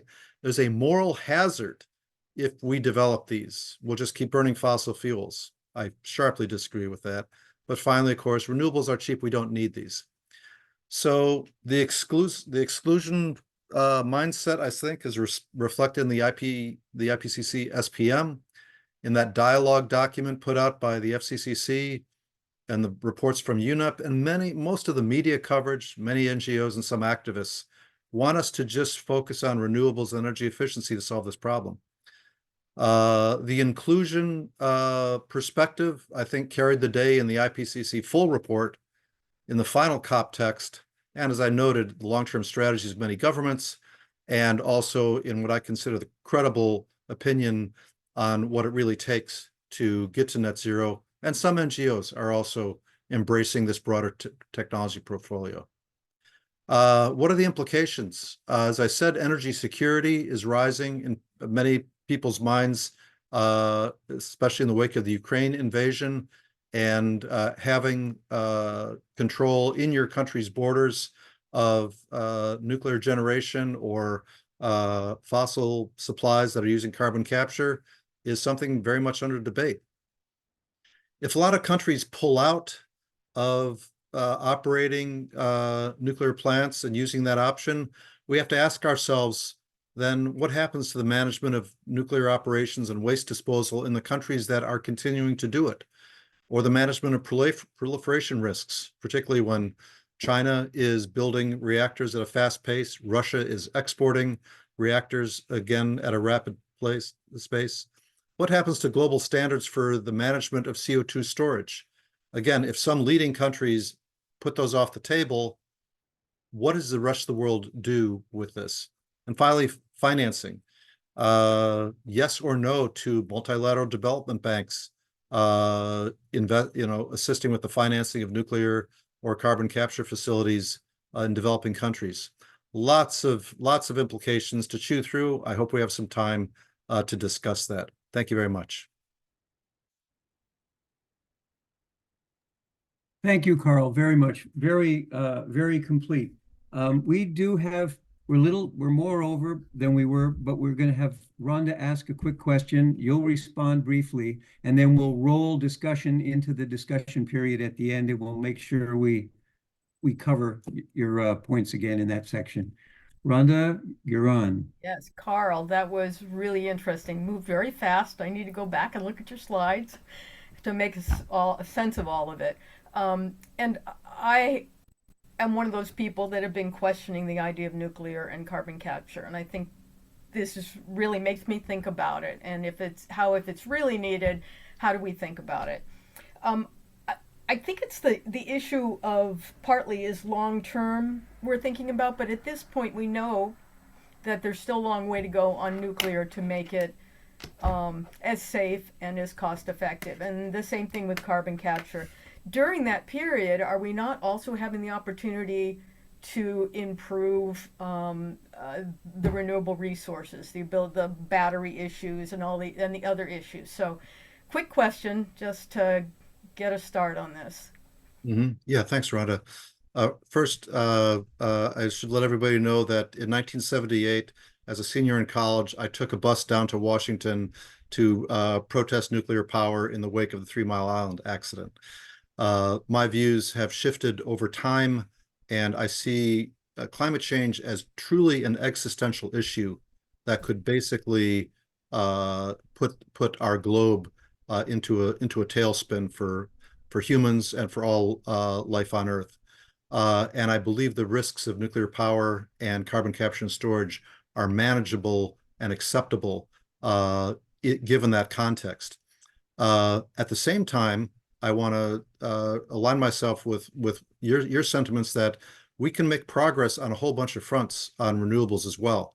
And in fact, the metaphor I like to use most is we're kind of at the climate casino and we're betting on technologies. I don't think it's prudent to put all of our chips on renewables and efficiency and batteries, even though tomorrow I would love to see us have a breakthrough in long duration electricity storage that would let us store all that spilt power coming out of the Netherlands and California and Spain and elsewhere in Australia. They're all facing the same problem. We don't know how to store it yet. I think that in this decade, we should build windmills and solar panels as fast as we possibly can, and at the same time, do the RD&D on nuclear, carbon capture, long duration storage, advanced geothermal, and anything else we can think of to try to develop clean, firm power to complement solar and wind.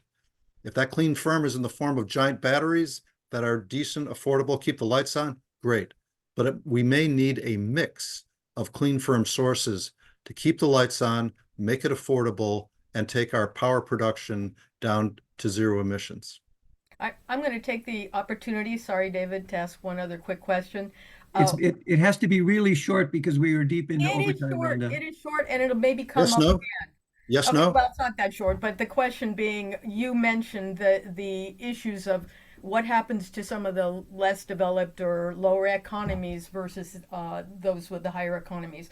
So maybe we discuss it later, but to me, this all is really relevant to that. Who's going to have the nuclear or and whatever it might be, solar, whatever it is, and who's going to be stuck with paying the price. So maybe it comes back later, but I think that's a key question. Thank you, Rhonda. Carl, when we get to the discussion, we can open with you handling that question. That would be great. I'd like to welcome Ava Gladek, who I heard give a presentation in September that was quite stunning. So Ava, thank you for being willing to come to this workshop so soon after your return from COP28. And I turn the floor over to you. Great. Thank you, David. It's great to be here with all of you and really nice to see some Balaton friends. I have to be totally honest, which is that when I actually intended to present on something entirely different. And then, Dave, I saw your overview about how we were focusing on COP. So I prepared something quickly on tackling climate challenges and taking that from a systemic approach. So as has already been shared, I was also at COP, and I have basically included some of my reflections here of the bigger trends that I'm seeing on the more practitioner side of what's going on the ground, what different NGOs are organizing around and coalescing around in terms of solutions pathways. I'm sure it's not comprehensive, but these are the ones that I've observed and picked out. And I've also put that in context of some of the work that we're doing as an example. And very happy to pick up on. I'm actually very, I really enjoyed the presentation so far and would love to just have a dialogue with everyone who was speaking. So very quickly, I'm just going to introduce Metabolic itself because it's a fairly unusual organization. It's a group of organizations, we call it an ecosystem, with a shared mission, which is to transition the global economy to a fundamentally sustainable state where people and nature thrive. We obviously are not doing that alone. We're prototyping in many ways the kind of process from systems analysis through finding leverage points, through taking action, modeling different types of interventions, and then implementing that, and then putting that, basically trying to scale the pathways that work. And we do that through work that happens across our ecosystem. So we have 5 core entities: a consultancy, a research institute, a software company, a foundation, and a venture building arm. And around this, we have different ventures that we've built, including some that are tackling very specific areas of leverage, like Spectral, our energy company, is working on frequency control regulation and managing super large scale batteries in the Netherlands, where we're based, to stabilize intermittent sources of power on the grid. So very relevant to some of the things that have just been raised. The work that we do is characterized very deeply by being grounded in systems thinking and in science-based approaches. And everyone is required to read Danella's 12 Places to Intervene as a kind of starting intro when working at Metabolic, just as an FYI, along with many other papers. So we deeply believe that a new economic model is necessary, that we have to ground our work in systemic thinking. Otherwise, we approach things in siloed ways with limited impact. And we look at ways to address systemic change through a set of diverse solutions, which is also why we have this ecosystem model. I'm going to skip these things to get to the meat of what I'm sharing. So I heard you say, Brett, that it was also that you had been to COP 5 times. This was also my 5th COP, spread over a shifted time period, starting at COP 15 in 2009, and then ending in this COP.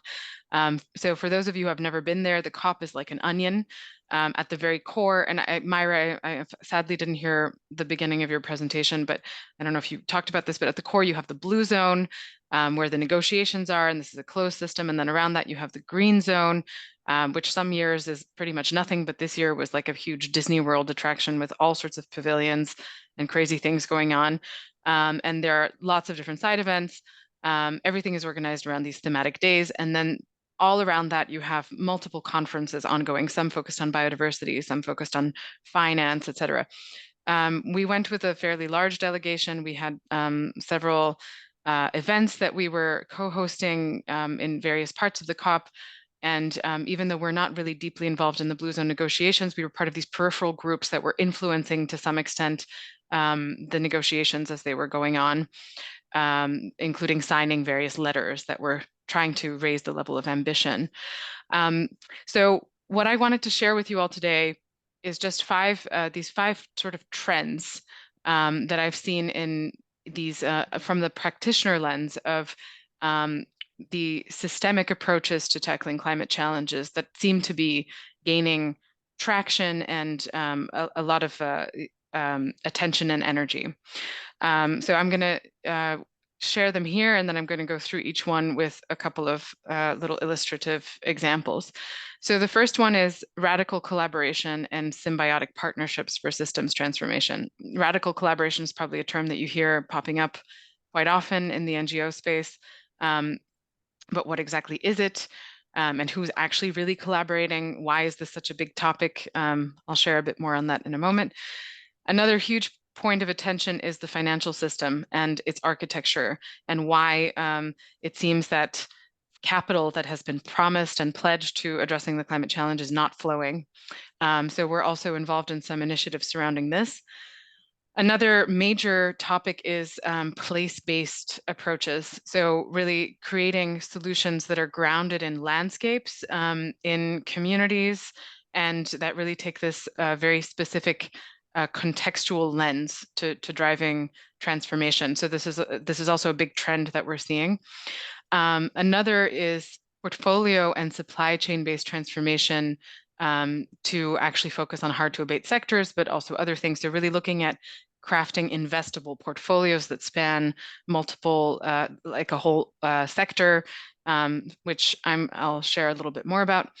And then lastly, a lot of talk about two key enablers. So narratives, the word narratives is popping up all over the place, crafting new storylines that people really feel a deep association with, and digital technologies, especially with the rise of AI. What will these things actually allow us to do in terms of accelerating different types of solutions, also in some of the areas that have been mentioned today. So on the topic of radical collaboration and symbiotic partnerships, I wanted to mention an initiative that we're part of, which is called the Systemic Climate Action Collaborative. It's this group of 15 organizations, and we are working together on a completely different approach. The idea is that the way the entire sector is working forces us to generally be very project focused, seeking funding to take action on very specific siloed initiatives. So we're fragmented. Also, because we're small organizations, we're not really generating the critical mass. And when organizations do collaborate, it tends to lead to lowest common denominator results, where rather than putting in their best effort in joint projects, organizations tend to save that for the projects that they're doing individually, where they get all the credit, et cetera. So there are all these dynamics at play that actually prevent real, genuine collaboration from occurring. So we've taken a biomimetic approach to design, using examples from natural systems where mutualistic symbiosis occurs, to actually craft a new model of collaborating that we believe will allow us to actually break through the silos of working together. And this points to, we're trying to model it on ourselves, but then to create this template that can be used in perhaps like sectoral collaborations and other areas, because we keep hearing that actually many of the solutions are ones that we have. It's just that we really struggle as humanity to make decisions collectively as a group. We hit these different ego problems, organizational immune systems. So how do we actually break through those particular challenges? So the next point, re-architecting the financial system.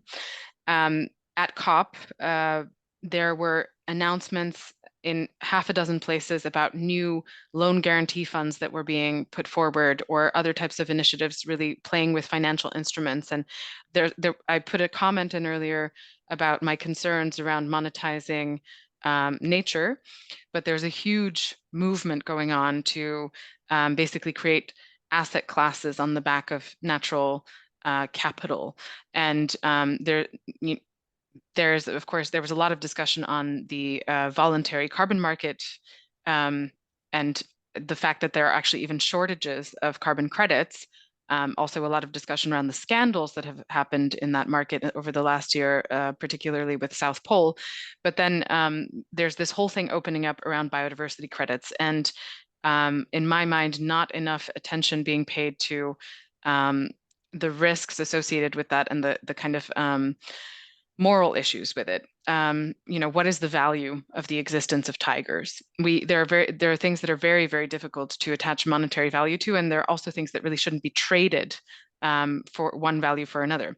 But the bigger issue is around the bigger capital blockage. So we have a huge amount of capital that has been pledged. So at COP 26 in Glasgow, there was the GFANZ initiative, which announced at that COP that 130 trillion US dollars of capital would be made available for the transition.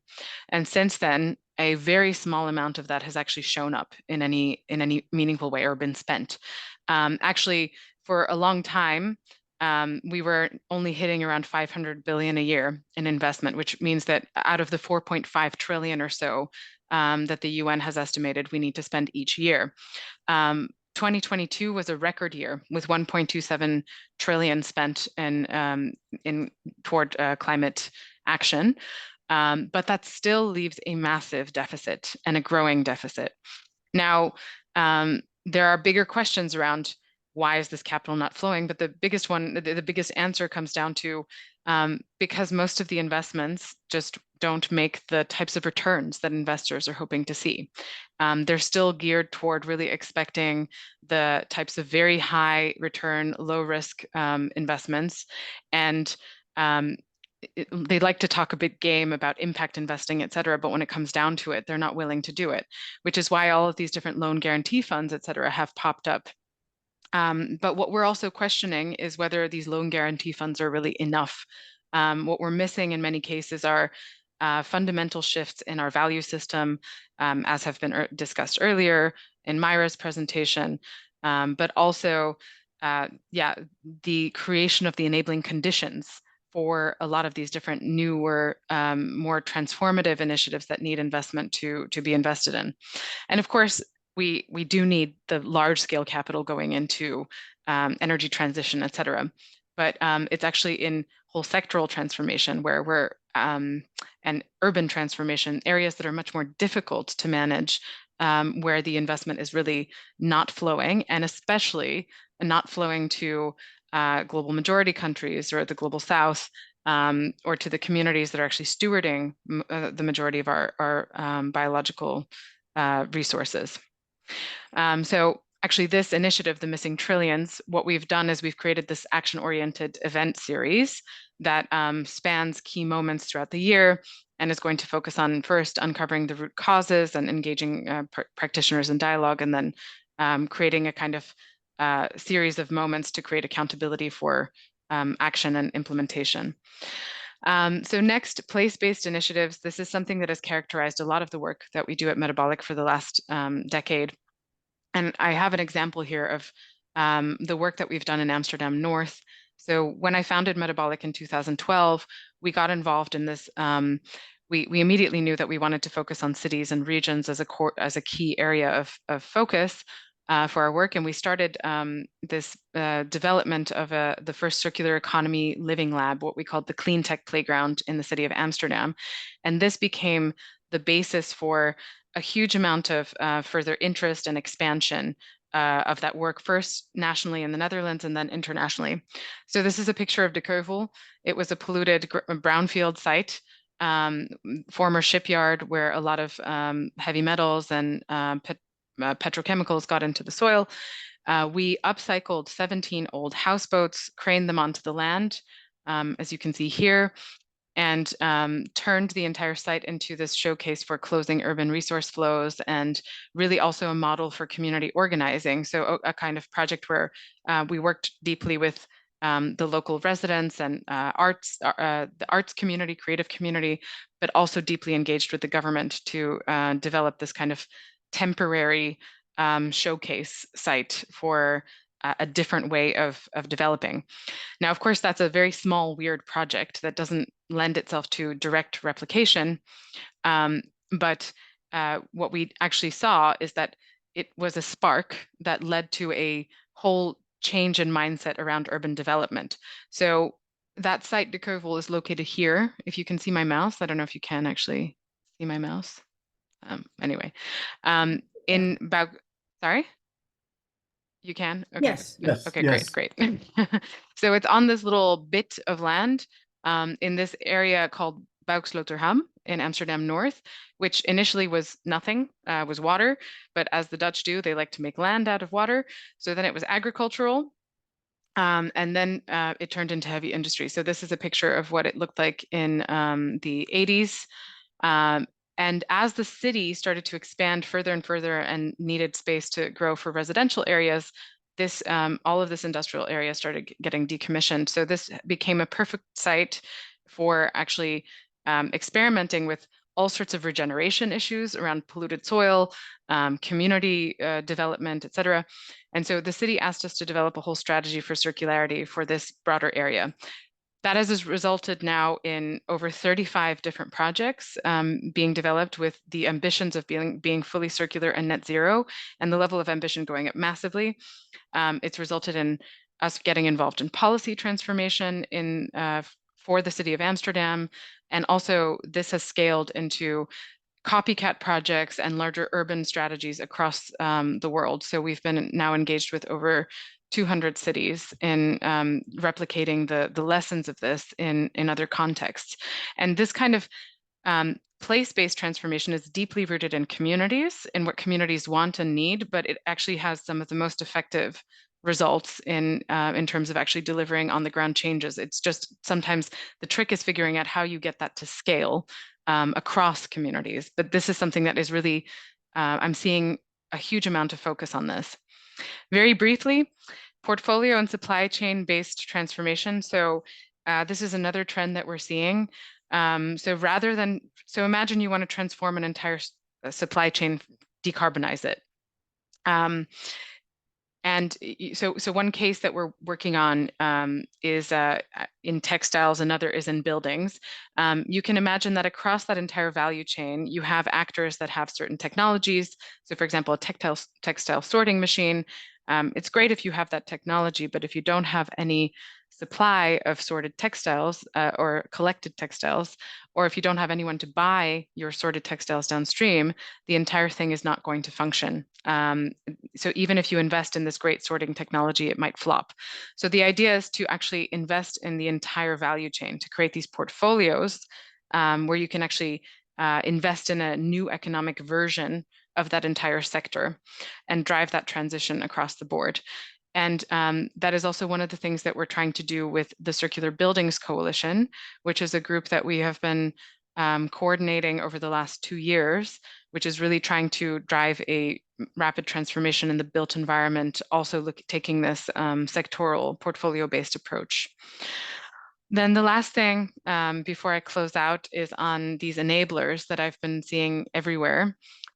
So the first one on narrative, I don't have any slides for, but everyone has waking up to the fact that actually the stories that we tell, the ways that we talk about the experiences that we have are obviously connecting with people much more than data.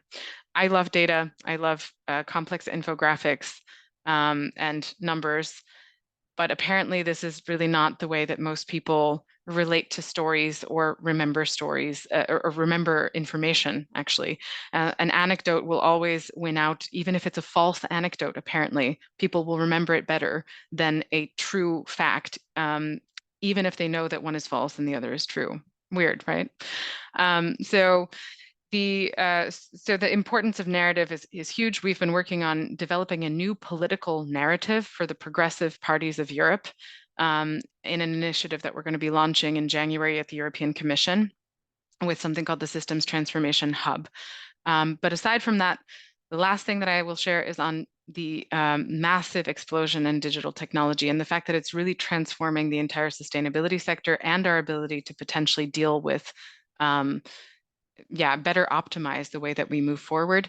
So as Metabolic within our ecosystem, we are developing several tools. This is a screenshot of something called the Global Metabolism Initiative, where we are trying to develop a geospatially, so a kind of a picture of density of the extraction of different resources across the planet and overlaying that with key risk factors like land degradation, et cetera. without these types of tools, we're really not able to handle the hundreds of thousands of data points that we get from, let's say, companies on their procurement to be able to see where they're really driving impact and risk across their value chains. This is a tool that we're developing in an open source way. We're looking for collaborators also to see how we can create easy to access heuristic scenario modeling for both people in the business sector as well as policymakers. So anyone who's interested in this, please let me know. This is a screenshot of something called the urban mining tool, which we developed for the Netherlands at first and have expanded to Europe together with the JRC, which helps us predict how much material will become available from buildings that are getting demolished and how to match that with new buildings that are going to be constructed.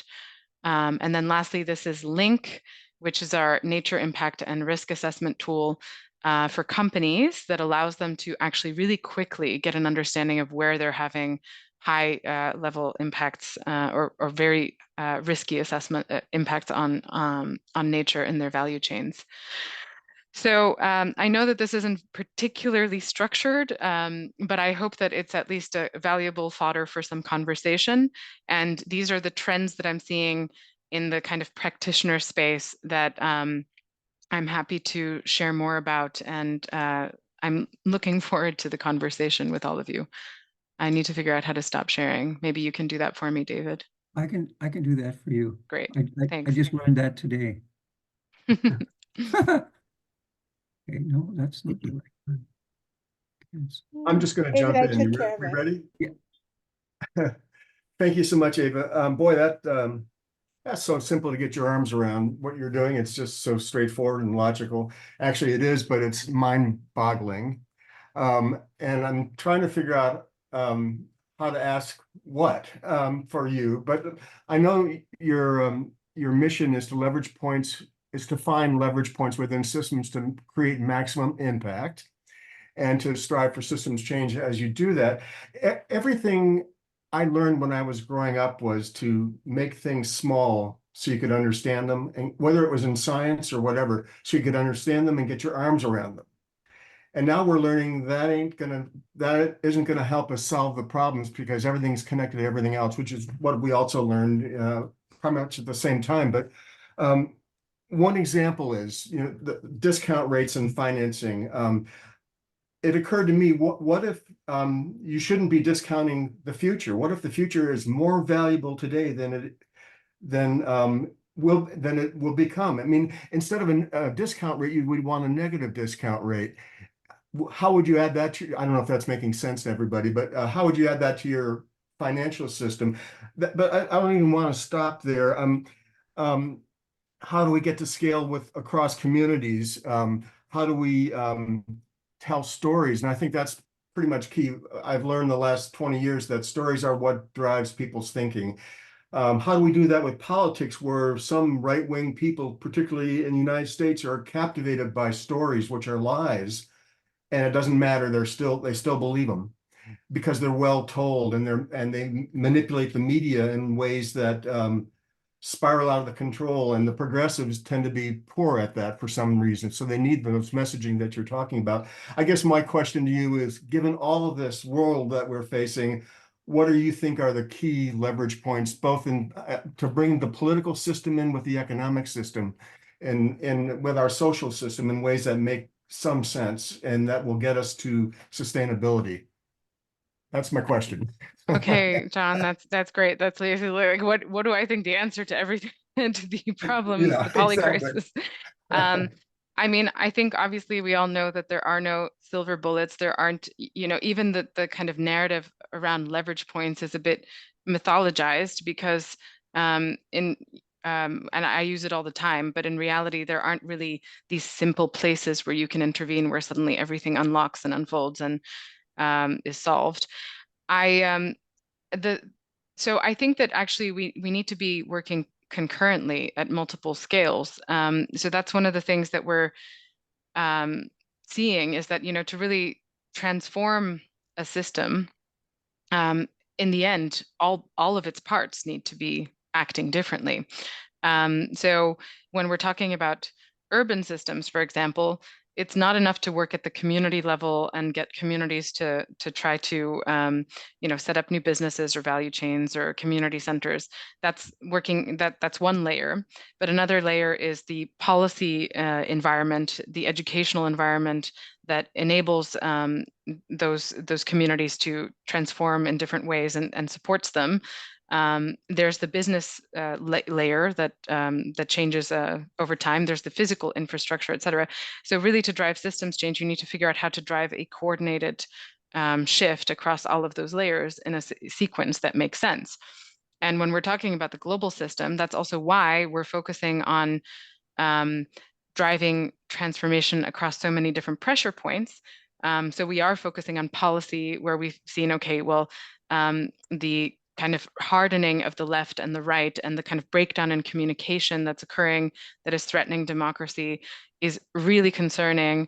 And it is partly driven by a feeling of lack of security, because even though people may not understand the circumstances that we're facing, they're starting to get a feeling of how everything is breaking down.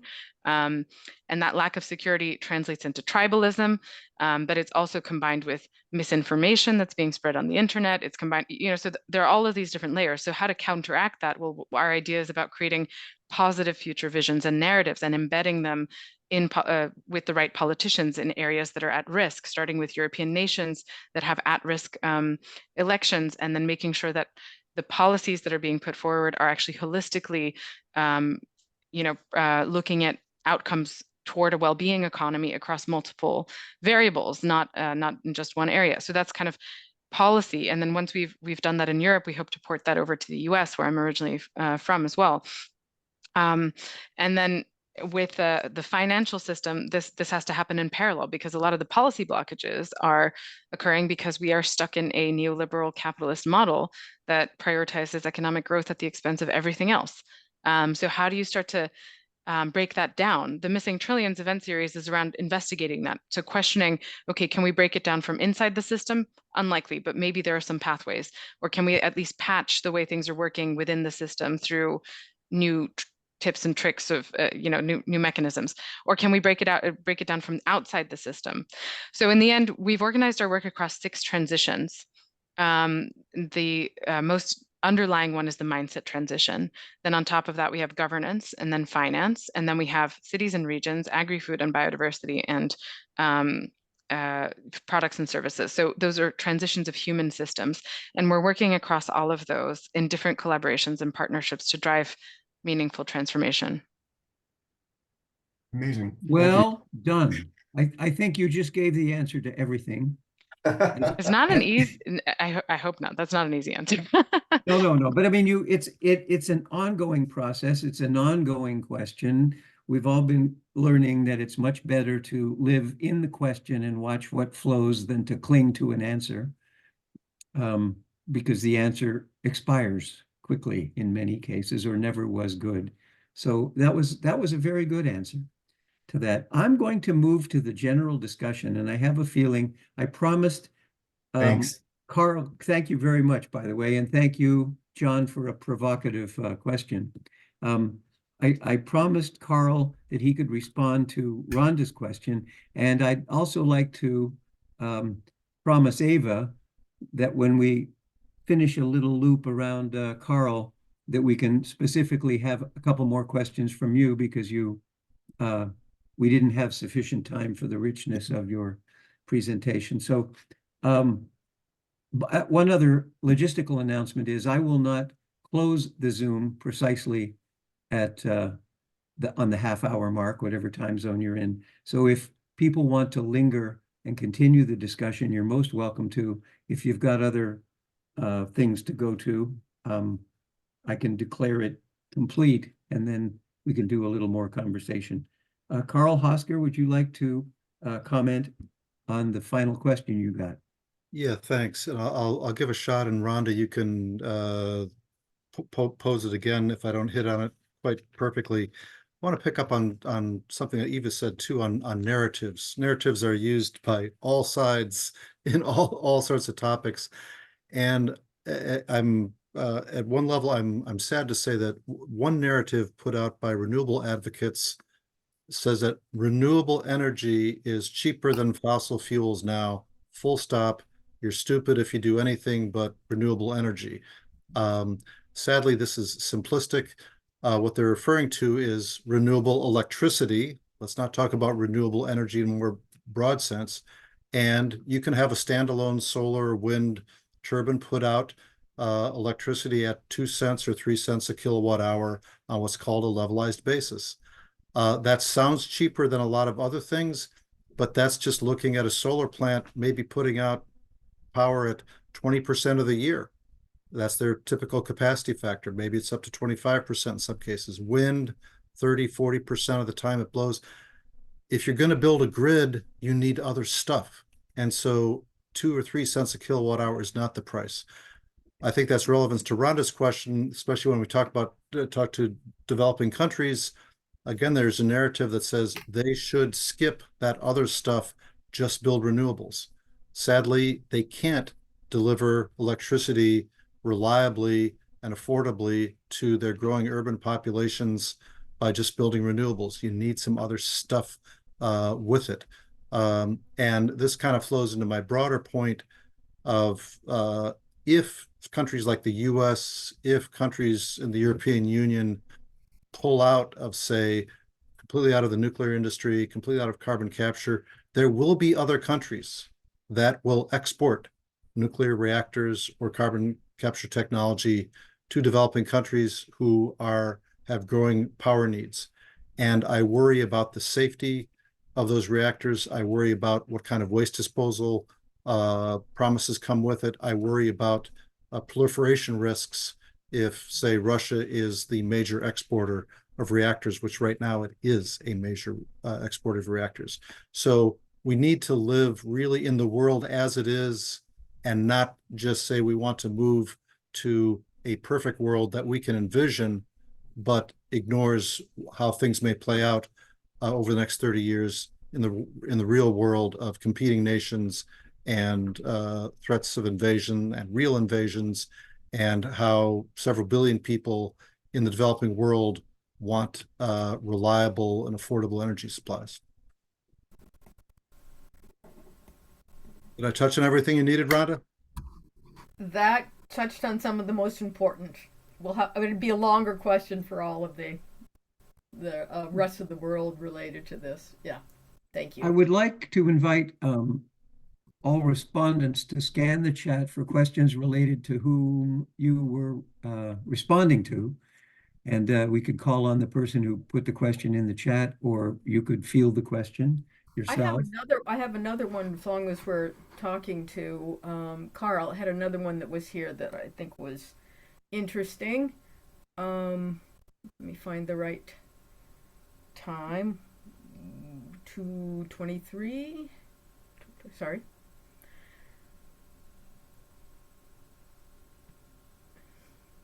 I have to find it by the time that when the check came in. Okay. I wish I could find it. I don't see it right off the hand. Here we go.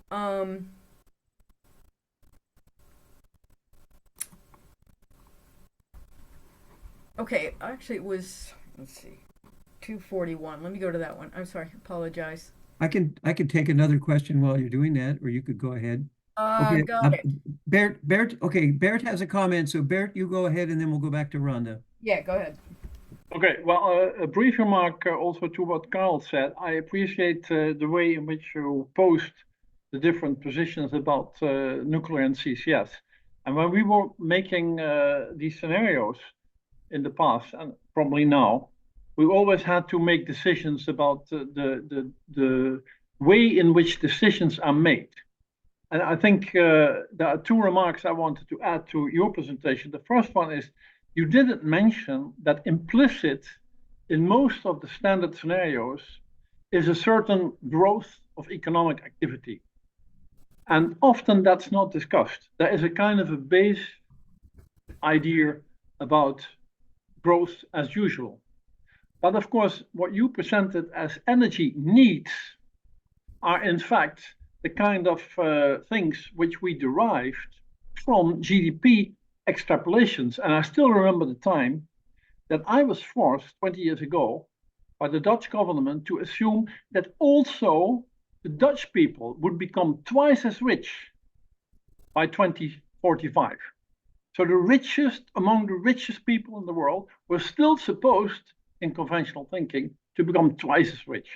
But that's an important, let's say, background datum to your energy needs. And the other remark is, when we were trying to introduce nuclear power into the scenarios, just like with hydropower, we actually had no mechanism which economists could give us, because there is a huge financing requirement for nuclear power.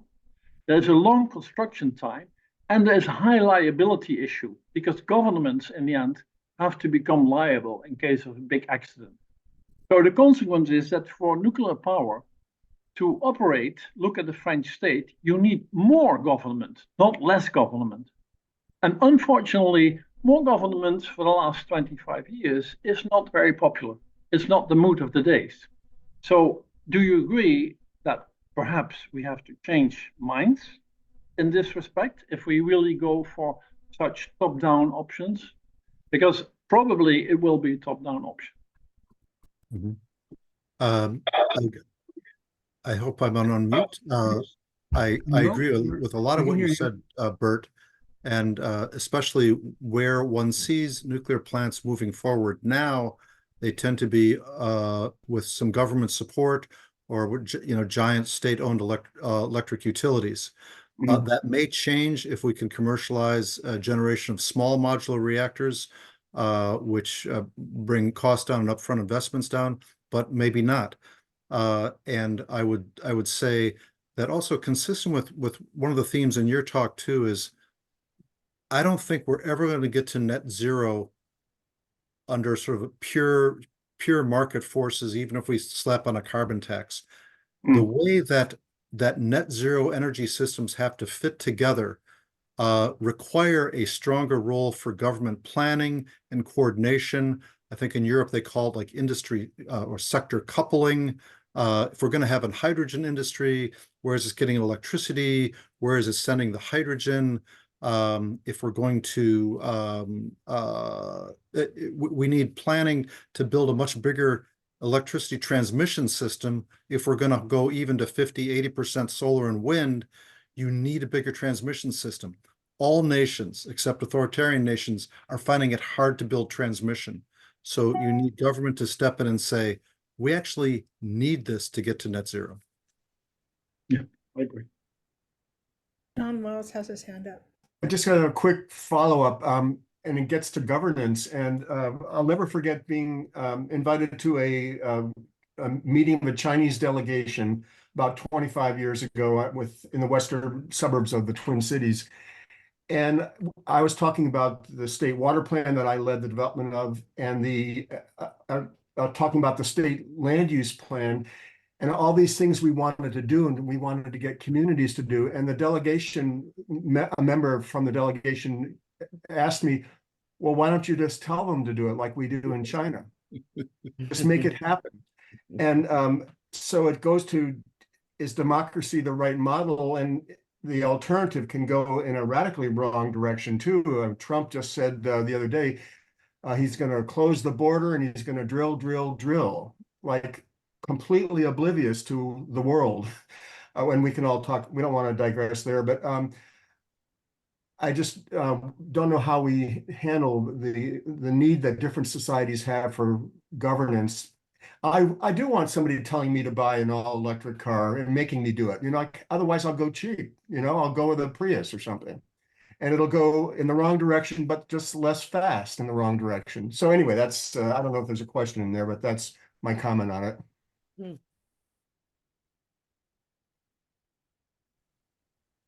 I'll just say 10 years ago, I thought we'd just be fighting climate change in 2023, but instead we're fighting for our lives to preserve democracy around the world and a free press. And that's my Debbie Downer comment of the day. I would like to preserve both a safe climate and democracy, and not adopt the Chinese model of decision making. Carl, that wasn't a Debbie Downer moment. If the wolves are at the door, it's helpful to know it. Yeah. It's good. Rhonda, you can go ahead with your question for Carl, and then we'll widen the. Carl's had a chance to ask some questions, so why don't we move on and No, it's okay. It's okay because you had one teed up. Ron has his hand up. yeah. Okay, Ron, go ahead. But there are a lot of questions on the chat also. We don't want to. Okay. Well, the respondents can be looking down because I am unable to see the chat when I'm in this function. Ron, go ahead. Thanks everybody for presentations. This is almost for everybody, but probably more for Eva. So the ecology of complex systems tells us that when you change scale, you change type, and therefore there are different questions and different factors. In Checklin's soft systems, CATWO teaches you how you can weave a rich narrative about any system. So I'm wondering how you're changing the mindset is the place to intervene, but as you try to scale up some of the projects that you have done this far, all of the context and all of the issues and most of the questions are going to change. So how are you using mindset and narrative to deal with change in scale, change in type, and increasing complexity? Yeah, thanks, Ron. And unfortunately, I don't have the answer to your question. When it comes to the transitions that we've organized and the mindset shift as the kind of underlying piece, I would say that that's an area where we're still doing a lot of investigation ourselves for how to actually approach to use this as a lever in the work that we're doing. So this effort now that we're trying to develop the new political narratives, it's an experiment. We're trying to get a lot of input from stakeholders that are normally not spoken with, and try to create something that's much more broadly appealing. And it remains to be seen how this lands, whether it lands well at the level of the European Commission, whether it needs to be tweaked or changed for individual nation states, or how this will progress. But that's just one effort. The kind of bigger thing, right now, I think with the use of the internet as this kind of information spreads like a virus on the internet, basically. And it replicates, it gets distorted, it gets mutated. And I think that this is one of the biggest things that is actually controlling, well, it's a tool that can be used to manipulate narratives, to generate them. And I think on our side of the fence, if I may call it that, we're always very cautious about being Machiavellian. But actually, there's so much evidence out there that there are, right-wing organizations and various groups that are literally paying for bots to spread information or to control the outcome of elections. I mean, this has been publicized as well. So I guess I wonder whether the kind of question that you're asking relates also to the physics of, mindset shift in the way that might occur through a medium like the internet.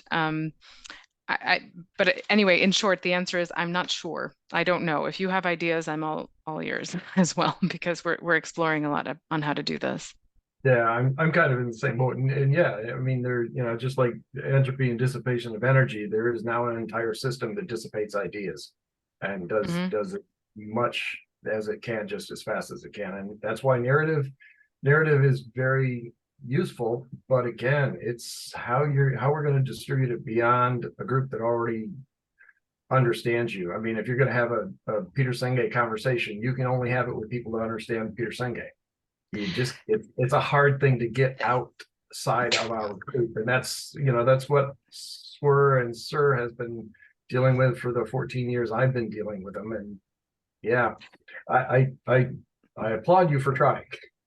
Well, I think maybe we're being too abstract and too, complicated. Maybe we need to make things a lot simpler, focus on what people care about, their health, their security, their families and communities, and, couch things in the context of what's meaningful to people.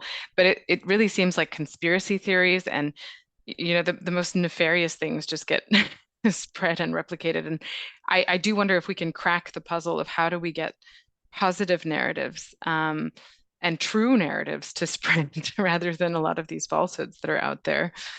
It's a tricky one. Maybe people just like doom and gloom and, you know, contemplating the end of our own existence better than they like fantasizing about a happy future. I don't know. Does anyone else have a question? Is there a speaker that's itching to make a comment to another speaker? I saw that Eva, you had said several questions, I guess related to Carl, but probably fits on for some of the other presenters. So maybe you want to ask those. I would love to hear Myra's reflections. Anything in particular, or just kind of as we're summing up what we've just been hearing, because you got to speak at the beginning. Yes, I thank you. I can easily go back into other ways of thinking and being as I listen, and I have a real appreciation for what was brought forward here today. I'm an old systems thinker. At the bottom of the U is the place I spend a lot of time contemplating, but really most important, I am looking at the fact that we are human beings that have created systems that no longer align or speak to the language of a living universe. And I am interested in how we find our way back into relationship. I realize that's not an answer to a question for the moment that we're in that we feel like the systems that we're locked into are so dominant. But in my real view, seeing how the earth itself is breaking down, and that will impact us. It will take us out of our conversations, theoretical conversations, into the moment. And you know, what's wonderful about being human is we can be creative. We can be inspired to create together something new. We can, in special moments, go outside of boundaries of our thinking, our dominant thinking, perceiving structures. We really need that now. To me, it's like a moment in which Einstein's theory, E equals MC2, needs to follow the full extrapolated theorem and bring P into the equation. It's a whole different dynamic. It's always been present there, but we haven't paid attention to it. We haven't given it time. Even in talking about nuclear, I mean, I had to manage nuclear. And today, most of my colleagues who work on the other side of the fence, we call it the fence that works in systems 7,500 years from what we're dealing with right now, today, you and I. All that nuclear is part of the conversation that's not being had is because you can't bring folks up to speed with the science that we actually have access to and the technologies, because those are within the defense domain. And those are national security conversations for many countries. The dominant countries in this conversation have information they protect. We need to, be adults about that and understand that. I'm going to interject here for a moment. Did we have a question from someone we haven't heard from at all? All I know is her name is iPhone 4. So, you're smiling. So, do you want to ask your question and maybe tell us your name? You're on mute. If you're talking to me, I don't know where my name went. My name's usually just on there, so I apologize for that. I'm a friend of David Barry's. This is really interesting, and I've been listening to. What is I your just want name? to say, Carol English, and I'm in Canada. So, same thing up here. We're a little behind you in terms of our right wingness, but we're getting there too. I guess I've been listening to a lot of the speakers today, but also other people that are posting dialogues up on the internet, and them very, very brilliant, insightful people. And I mean, I listen and I'm just sort of amazed at the collective intelligence. But then I think, how do we, this has come up before, it's like, how does this possibly translate into action?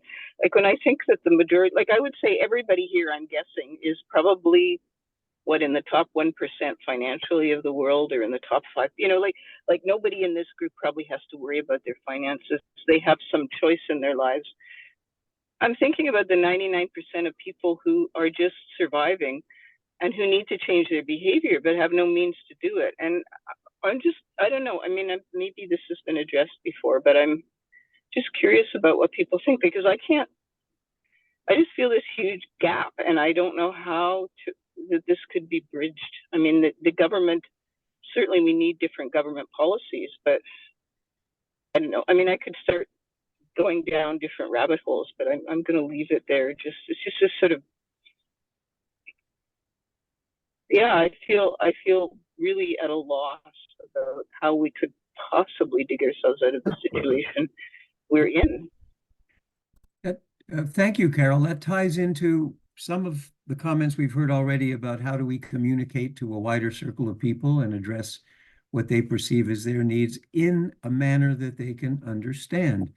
And I've noticed that over this discussion and in the presentation, some rather good anecdotes and stories crept in and helped each of the speakers make their points. So it's part of the mix. Would any of the speakers like to comment on what Carol both commented? David, can I just clarify? I think a lot of people do understand it. I think they have no means of acting, not that they have no idea. That's what I'm saying. I think a lot of people get it and just have no, they're just surviving, and they have no, what are they going to do in their little apartments or their little, are they going to, I just can't see that bridge. And it's not about not understanding. I think it's even more about not having any means to act through. Comments from speakers or anyone else? Yes, please. Sorry, can't raise my hand. Don't know where to do that. Okay. I would just like to add that Teresa, is this a response to Carol's question, or are you in the queue for the next question? Oh, to Carol, yes. Okay, to good. Carol Go ahead. and also in general. I would just like to say or remind everybody that we are not in the situation we're in all of a sudden. It's not something that's even happened in the last 100 or 150 years. And as some of the speakers that I really sort of connected to their ideas with, this is very long ongoing system problem that we are living in, and it may not even be the culmination, or it may, we don't know. Mostly, I would like to say that, while the problems can seem insurmountable, human beings have a lot of resilience and a lot of strengths to overcome obstacles. We've done it before, and I think it's really, really important to have some sense of I won't call it hope, because that's very sort of not what I'm trying to say, but of foresight and creativity to actually overcome obstacles that are in front of us, the way that we've always done. And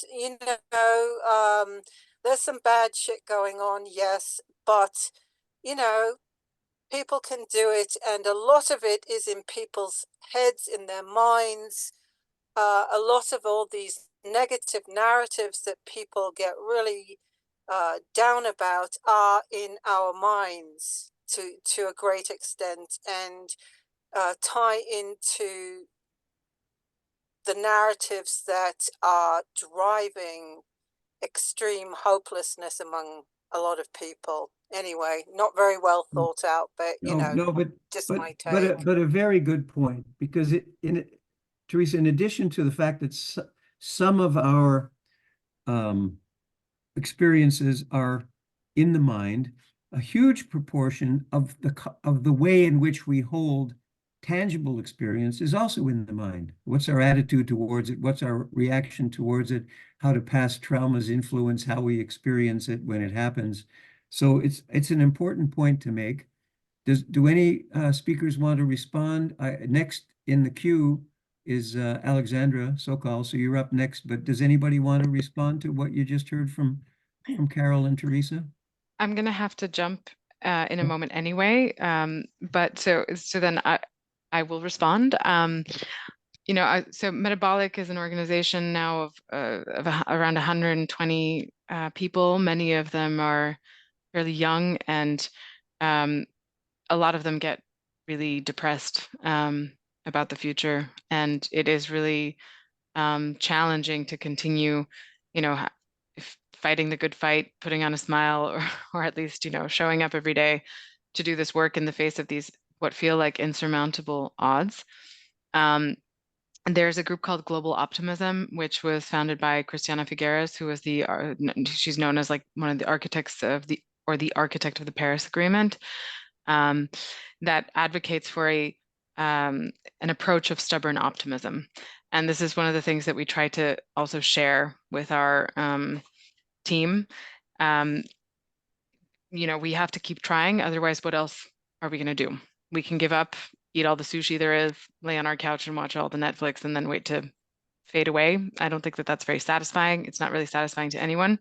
And that's also why we're treating it as a bit of a puzzle, Carol, to continuously think of, okay, how do we actually game the system? What are ways to figure out how to reroute this capital so that it does reach those people at the bottom of the pyramid? How do we actually jerry-rig? How do we create pathways out of the system? And a lot of that is through reclaiming land, et cetera. So I was also really concerned, actually, Myra, when you mentioned that one of the big issues that you see is the land being collateralized against all of this debt. And, you know, but I think that we collectively need to keep up the faith and keep trying to find ways to transform the systems that we have inherited. So, and with that, I am going to have to go. But I really enjoyed this, and I hope to join you in further discussions. And I'm sorry I wasn't able to respond to everyone's messages, but please do feel free to reach out to me as well. So have a great day, everyone. Ava, thank you very much for being here and communicating so clearly. Thank you, Eva. Thank you very much. Thank you. Thank you for the invitation. Thank you, Eva. Bye, everybody. Okay.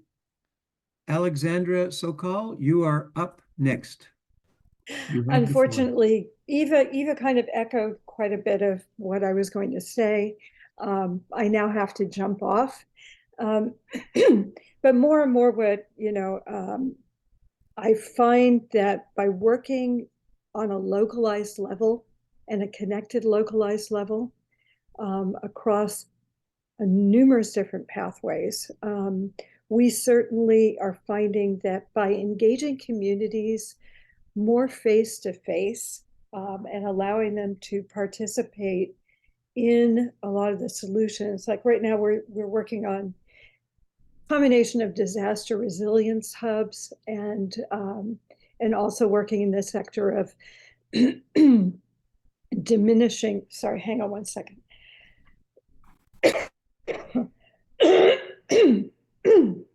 Sorry.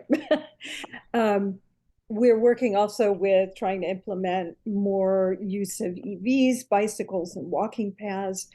We're trying to work on really engaging the public in a more localized way, and then figuring out ways to ripple that effect and turnkey that effect in from community to community to community, rather than tackling like all of Los Angeles at once.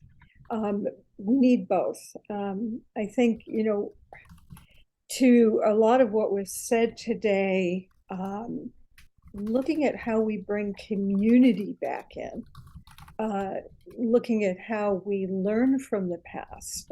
I certainly have been doing a lot of study for the past 2 years in civilization decline and breakdown. We need new systems, and I'm constantly looking to connect with those thinkers who have different ways that we can pivot, you know, across monetary thinking. I mean, it is a huge task. I find that if we balance the all of the data and the negative fear with the positive solutions, that we get more traction in what we're doing. So, you know, I love all of you. I love your minds. Thank you, Myra, also, because I'm very aligned with a lot of the work that you're doing, and also what Eva has been doing. I unfortunately need to go, but I think, you know, as we all know, there's no one bullet solution. We're in a very strange pivotal time and an evolution, I think, if we handle this the right way. The question is, how do we move the dial fast enough? We all know what we need to do. A lot of it, having sat through a 90-minute commission meeting last night in Santa Monica, you know, we're faced with governmental boards and councils that move slowly, are not as educated, don't put the priorities in the right place. And we're struggling on municipal levels with finance.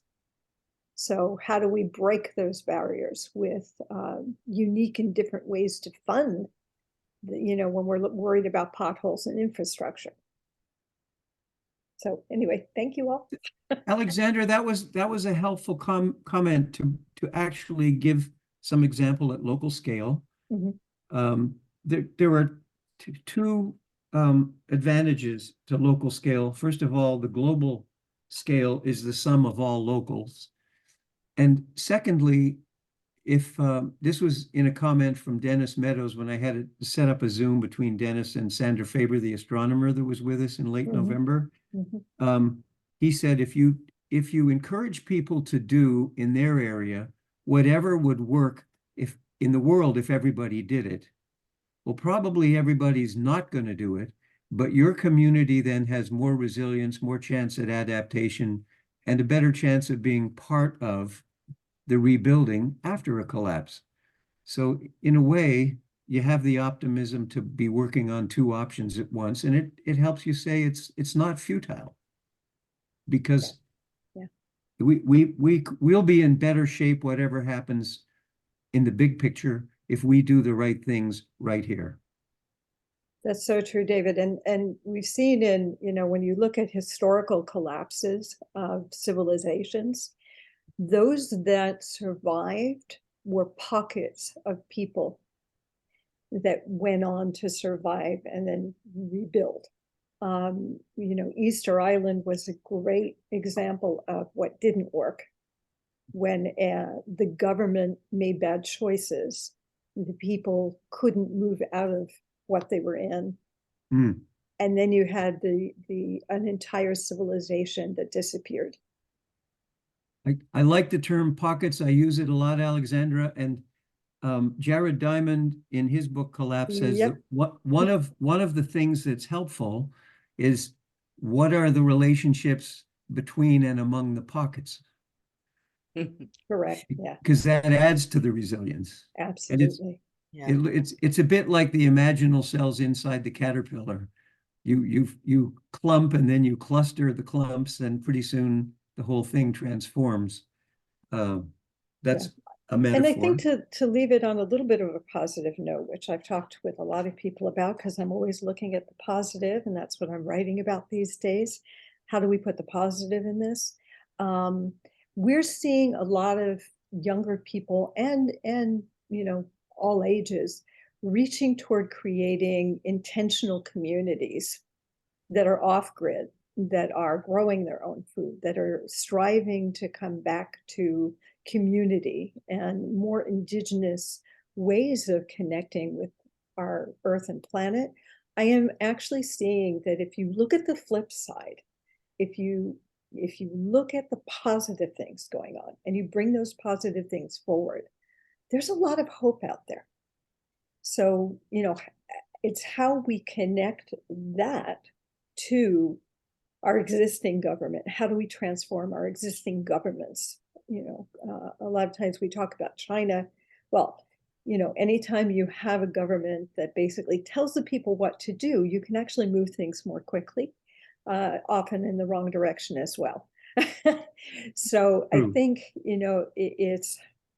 it's this combined effort across the macrocosm and the microcosm that I think if we find this middle way, this sort of, let's put the positive language back in it, let's bring the positive forward, and let's find better ways to find solutions. I think, our biggest challenge is going to be in revamping an economic system that no longer works. I think that's true. Right. But I've been working a lot with the donut economics people, so there is hope. Yeah, that's Anyway, a very good model. Alexandra, I know you got to jump, Yeah, so I do. you have full dispensation to disappear if you have to. Go ahead. Thank you, everyone. Bring us Okay, home, thank David. you. Bye-bye. Who's got a burning share? That was Could what it you was bring called us in home? one universe. Questions, comments? I'll go to gallery so I can see more hands. Does anybody spot a hand, or does anybody have a question from the chat? I saw somebody, John Richardson, welcome. And if you unmute yourself, there you go. I think, am I unmuted? You are unmuted, yep. Okay. So this discussion of how you take complex things and make them accessible brings to mind a challenge that Gerhard Bruckmann and Donella Meadows and I had when we were trying to win approval for global modeling from the International Institute for Applied Systems Analysis Board of Directors, which included Russians and Americans. I mean, as difficult a challenge as we now face. And some of you may have seen the way we went to a very radical route of writing a book with prayers and cartoons and other things like that, and mixing them in with some very tough modeling material, and it produced an interesting book, which some of you may have seen, called Groping in the Dark, the First Decade of Global Modeling. But it's an example of taking the kind of tough issues that we faced at that time and making them widely accessible. And we even put in prayers. Dana Meadows concluded the book with the prayers. So don't leave off cartoons and rigorous analysis and prayers and love, and blend them all together in a way, and different audiences may find appealing those parts and gather on to some of the other parts that you're making as well. These issues are tough, but selling global modeling to the world was not so easy either. I'll bet not. John, I want to thank you for that comment, and then give you a deep thanks for all of your work as an early pioneer in this conversation many decades ago, and you're continuing to contribute to young people through many decades in North America and in Singapore and elsewhere. You've really been central to the initial work to get the picture of where are we, and then transmitting that in helpful ways to an awful lot of people. And I appreciate that you came onto this call. Well, I'll just say one more thing, which is that you have been an inspiration for me, as you know, over many years and continue to be. So thank you for the invitation. You're very welcome. John and I have formed a mutual admiration society in which you're all welcome to become members. Yeah, thank you. Other comments and or questions, or we could go to a wrap. Yes, Nenny. Nenny stayed up very late. She's in Athens. Well, thank you. I enjoyed very much, and I thank you, really. I thank you for inviting me here. It's excellent. I mean, I'm impressed, really. What I'm thinking is that, and I'm trying now these days, I'm looking on transformative learning. And I'm thinking of, let's say, how one should proceed through the education, because education is only intellectual without any kind of what I heard from an inspiring discussion by John Richardson. He said that you have to put other things inside, which is transformative education is not only with your in the intellectual part with the brain and the work, but also with hands-on and also with heart. So this is a way, I mean, that proceeding in a way that you don't receive only the message or the knowledge only, you know, as a reference knowledge, but you just get the tacit knowledge. Sorry, I am a cold of. You get the tacit knowledge, and also you get a way of the communication through the teacher and the student through the transformative way. That's what I want to say. Thank you for that. I can say some concluding remarks and a little logistics, unless there's someone else that wants to wave at me or raise a hand. Oh, I see a hand. Teresa, you're on.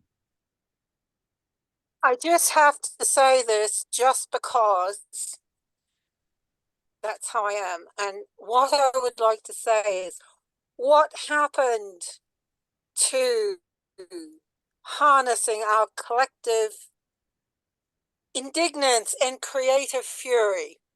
End of. Come on, you know? It's not a time to bow our heads and feel sad and hopeless. You know, there's always more, and it ain't over until it's over. And that's all I have to say. Thanks a lot for a really, really great talk today, everybody. Could you say those two amazing phrases again? What kind of indignance and what kind of fury? I got to write those down. Harnessing our collective indignance and creative fury. And creative it's fury. my dictation today. It's the key word there is harnessing. And there's a lesson for harnessing, yes. Yeah, that's because you take that energy, which sometimes comes as a major surge, and we all know people that tend to lose control when they're surging, and directing the energy to something creative. That is well done, madam.